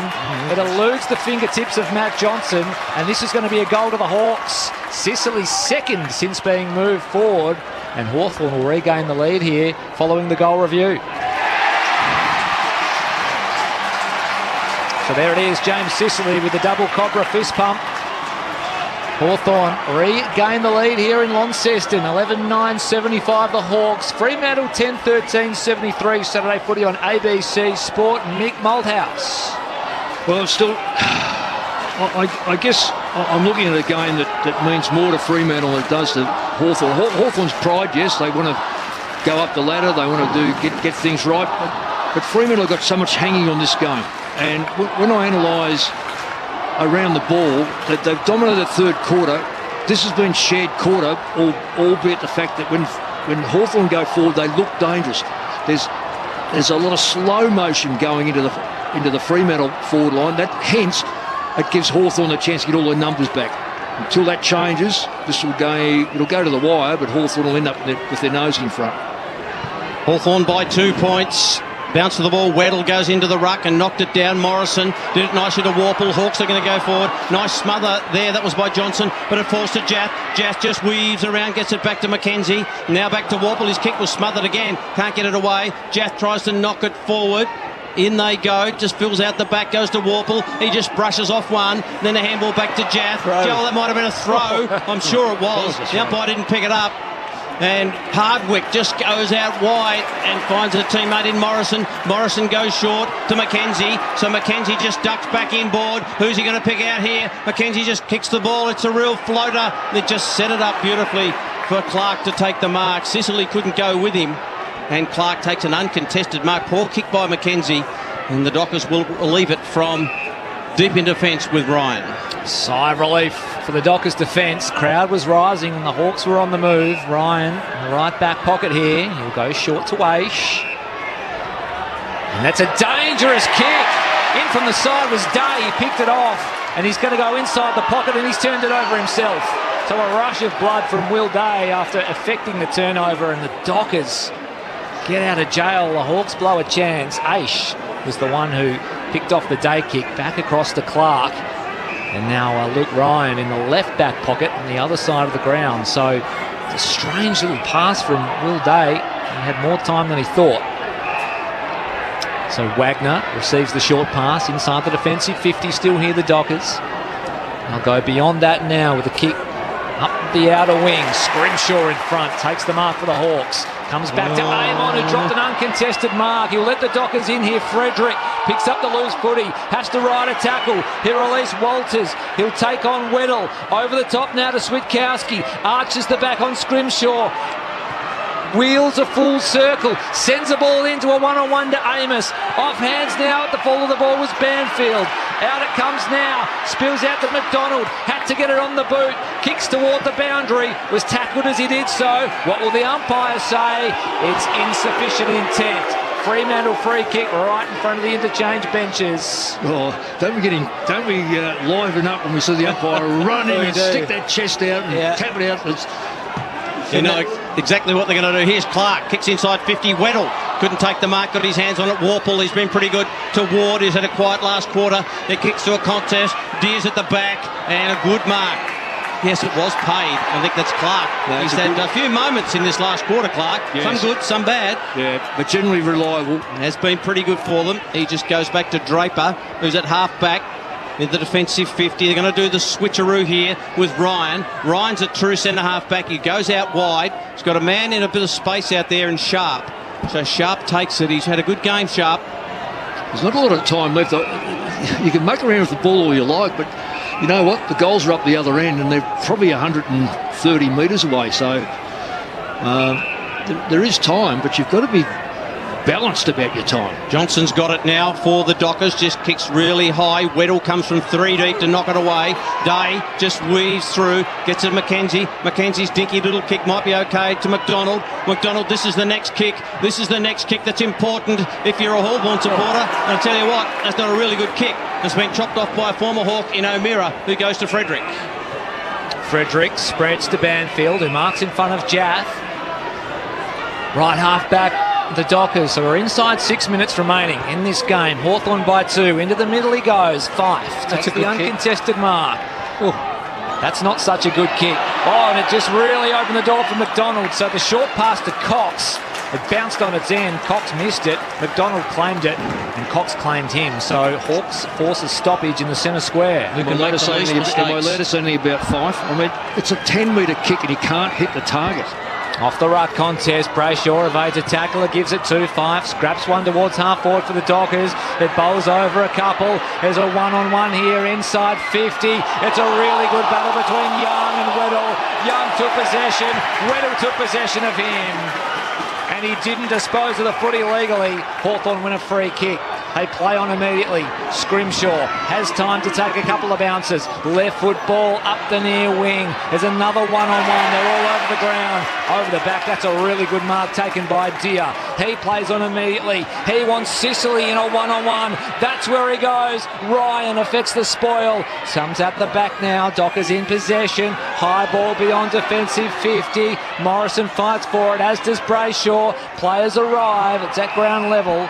Brayshaw has the footy. It's all wrapped up though. A ball up at left half forward for the Hawks, 75 from goal. Luke Ryan did a good job, didn't he? Lucky it was Luke Ryan there. I think Sicily might have had somebody else. Absolutely. That's the call that Michael Malthouse made in that third term. Let's get Ryan back on Sicily because Chapman just wasn't coping with him.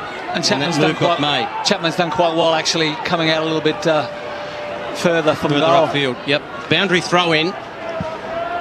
Hawthorn slightly into attack. Ruckman go at it. No one can really decisively get it. Aim on. In fact, it was Nash with a little handball underground. And then Newcomb finds Chol. Chol's about 2 kicks out from goal. Right on the paint of 50 on the left half forward flank. And he's taking his time, is Marbior. And maybe he thinks he's a chance from here. But I tell you what, it's a tough kick and it's a long kick. Yeah, it's a lot longer than you think from there. You use your 30 seconds up though. It cuts the time for Fremantle to rebound. That's how you set up, I guess, when this ball comes rebounding out, if in fact it does. Marbior Chol is outside the playing arena now. He's about to cut inside the arena. Just gets inside, loads it up, left foot kick. It's a really good kick to the teeth of goal, and it's been marked. Sicily. That's unforgivable, really, for a defence to let him stand on the ground and mark the ball. Yeah, especially a bloke that's got a crook shoulder. Lucky he's 6'2", 6'3", and you've got players all around him. Sicily for goal number 3 after being thrown forward by Sam Mitchell in the third term. He'll kick with a left foot kick around the corner, and he gets the goal. The Hawks are out by 8 points. It's game on here at York Park. James Sicily gets his third. And now Fremantle have got to kick a couple just to get in front. I'll tell you what, the way this game's going, you wouldn't count them out for that scoreline. Hawthorn 12-9, 81. Fremantle 10-13, 73. We've just ticked into 25 minutes in the final term. 3.5 minutes to go, so they need to send a clearance and a goal almost immediately. Yeah, as I say, that third quarter domination just didn't equate to, what did they kick, 4 goals, 6. And since then, even then, they've only kicked the 1 goal.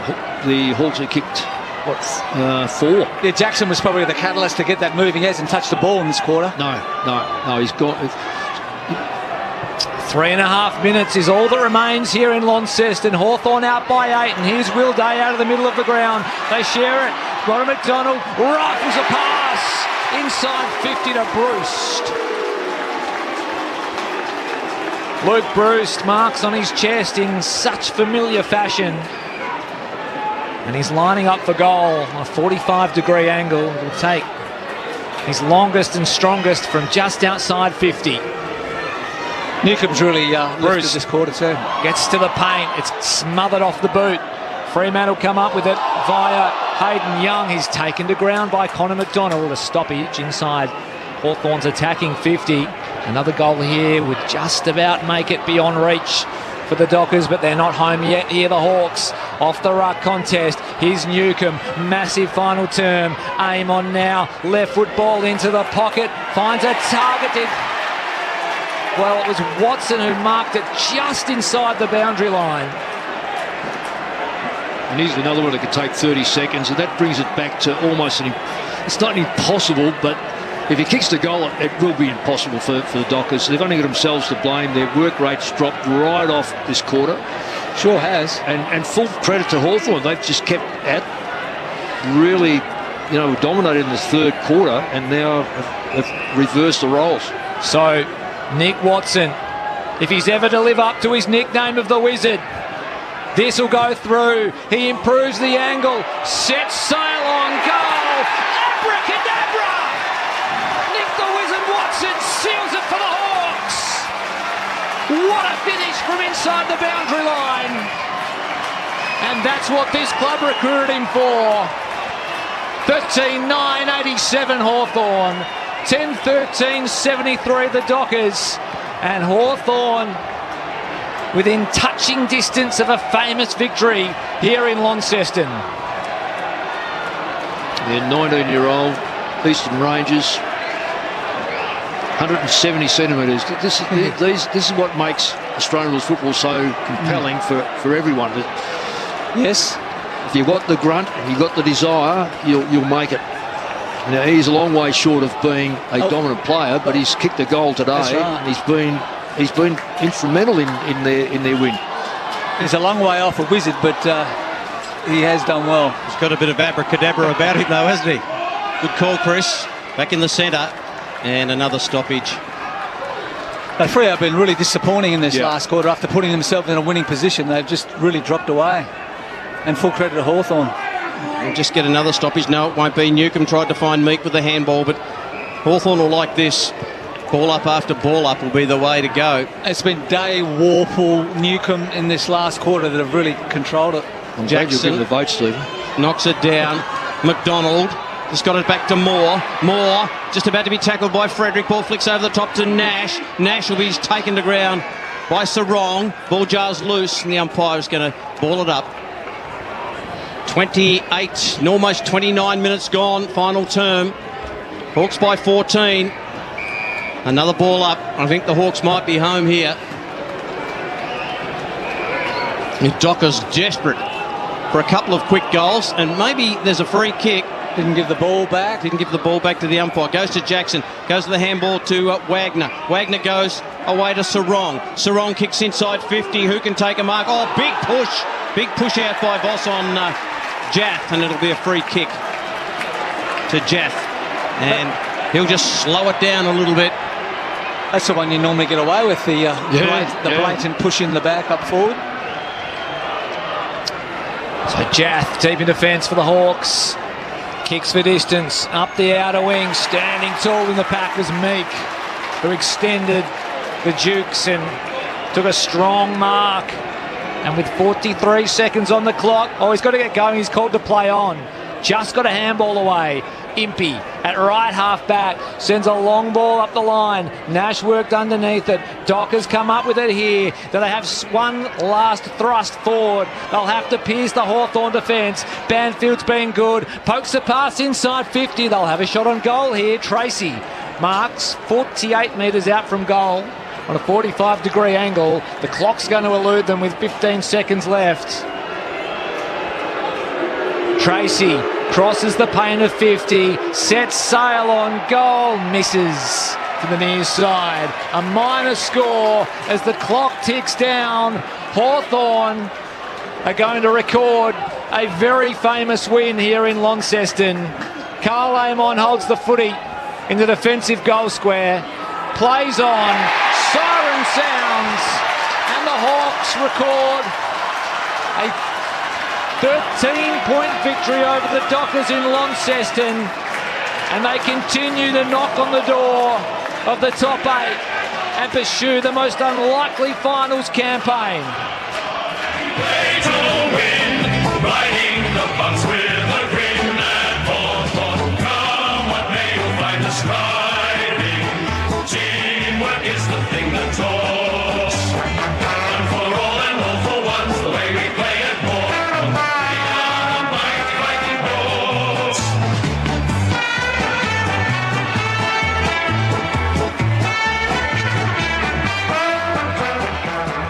So the Hawks, this will be one for the ages as this incredible season of resurgence from the Hawthorn Football Club continues to roll on.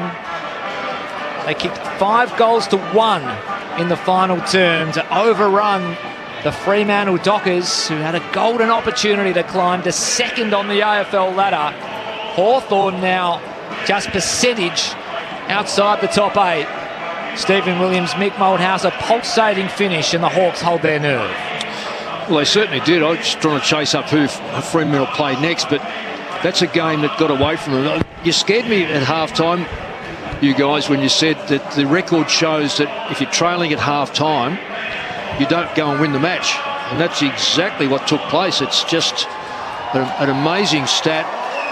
And why it should scare sides is quite beyond me, but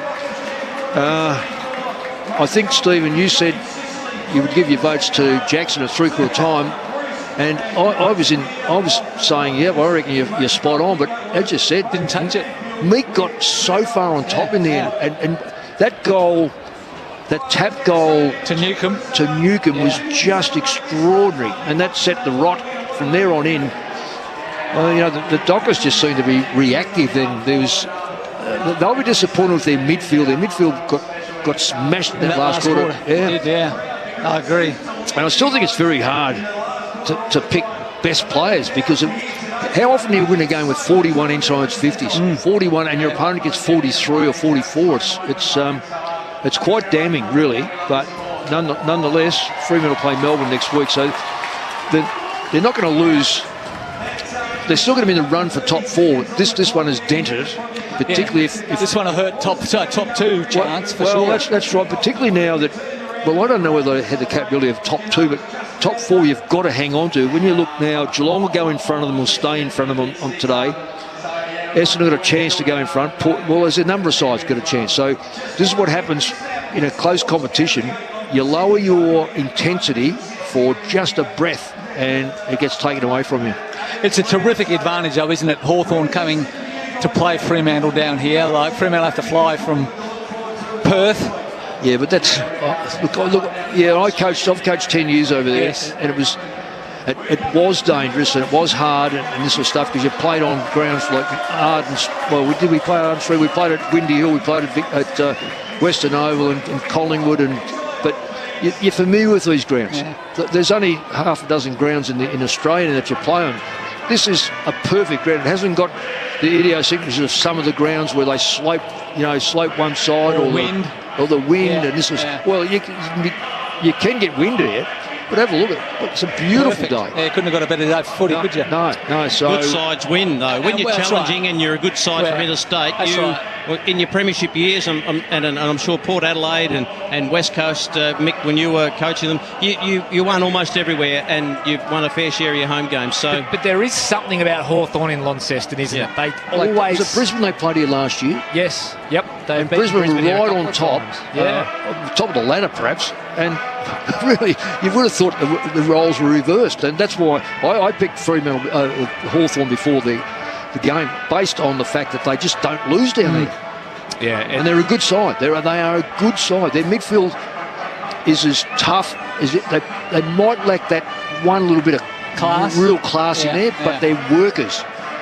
And I'm still trying to look at, say, who's best? Is it Will Day best on the ground? Only because he's had 24 possessions is the top possession for the day for anyone. That's extraordinary. Yeah, it's absolutely extraordinary. So the Hawks run all over the top of the Dockers in the final term with a 5-1 final term. And just quickly before we run through the goal kickers, Hawthorn play Collingwood next week at the MCG. Both teams locked on 36 points. It'll be 10th versus 11th. It could have huge ramifications for the finals. The goal kickers this afternoon for you, for the Hawks. James Sicily kicked 3. That was the move that potentially influenced the outcome of the game the most. Luke Bruce kicked 2, Cal Shadir kicked 2, Chol, Newcomb, Watson with that finish late, McDonald, Moore and Weddle all kicked goals for Hawthorn, while for the Dockers it was Banfield with a couple, Jai Amos with 1, Voss 1, Jackson 1, Sarong 1, Tracy 1, Brayshaw 1, Sharp 1, Switkowski 1. So a decent old spread from both teams. And as you mentioned, Mick, Will Day, the highest possession winner on the ground, along with James Warple with just 24 each. That's an old-fashioned game of footy. None of this 35 or 45. It's that is correct. 24. And good luck, Steve, trying to pick 3, 2 and 1. Well, I was a bit with you. I thought maybe Day, Warple, and I would have given maybe Sicily a vote, just for the fact that those 3 goals were and the difference in the really game is what 13 points. That's 13 points in the end, was it? Yep. So it's hard to say that someone from Fremantle hasn't been good enough to get in the top 3 or 4. But particularly at three-quarter time, I was thinking Sarong. But they all did, bits and pieces did their job at the right time. Like you look at, say, Ryan on the back line looked good, then he went out of the game, then come back, played on system, you think, he's got the right job, gets out marked in the goal square. Jackson for all intents and purposes, got smashed to the ruck, but his follow-up work was good. Got a bit of the football. I think he might have kicked a goal. Yeah, got him going in that third quarter, didn't he? And then stopped. You go, Meek, 51 hit-outs. He's had 15 possessions. I'm not sure how many clearances he may have. I'm not sure what I've got here with clearances. No, I don't know. I haven't got that availability. But I'm not surprised at the result because of the way that Hawthorn are a workman's club. They just work that hard. I'm surprised at the lack of intensity in the last quarter by Fremantle. It's almost like at three-quarter time, we've done the job. I reckon they're a goal short of having the job done psychologically for themselves to go, right, we can now, we can get this, and Hawthorn are out of it, but they left the door right open. I think that was the last kick. Was it one that missed by Voss, or was it by Tracy? Anyway, whoever missed that last one, or even the first one of the quarter, opened the door up for Hawthorn. And young side like that who wants to make good, they put the pressure on right around the ball, and I reckon they had so many clearances, clean clearances, that gave them opportunity in the full line. Conversely, it was slow motion work to get the ball back in the forward line for Fremantle, and yet in the third quarter it was just whooshka. Yeah, it was almost and they stopped. A reverse, wasn't it? Did we get a 3-2-1? I didn't got. I certainly haven't got well, all right. We'll give one vote to James Sicily, 2 to Warple, and 3 to Day. 3 today, 2 to Warple and 1 to Sicily. So the Hawthorn players dominate the votes in the ABC Footballer of the Year award. So just wrapping up from here in Launceston, it was Hawthorn running all over the top of the Fremantle Dockers to record a 13-point win here at York Park. They bounced back after that 51-point loss to the Cats at Geelong last week, and they knocked right on the door of the top 8 and set up a must-watch encounter with Collingwood at the MCG next week. A big thank you to you, Mick Malthouse, Stephen Williams, Michael Maney, Andrew Cooling, Luke Purse, pushing all the buttons. You're off now to Docklands for the big game. Paddy Cripps 200th. Carlton and the Western Bulldogs with Corbin Middlemass, Ben Cameron, Luke Ball and Adam Ramanauskas. Hope you enjoyed the coverage from here at York Park. Bye for now.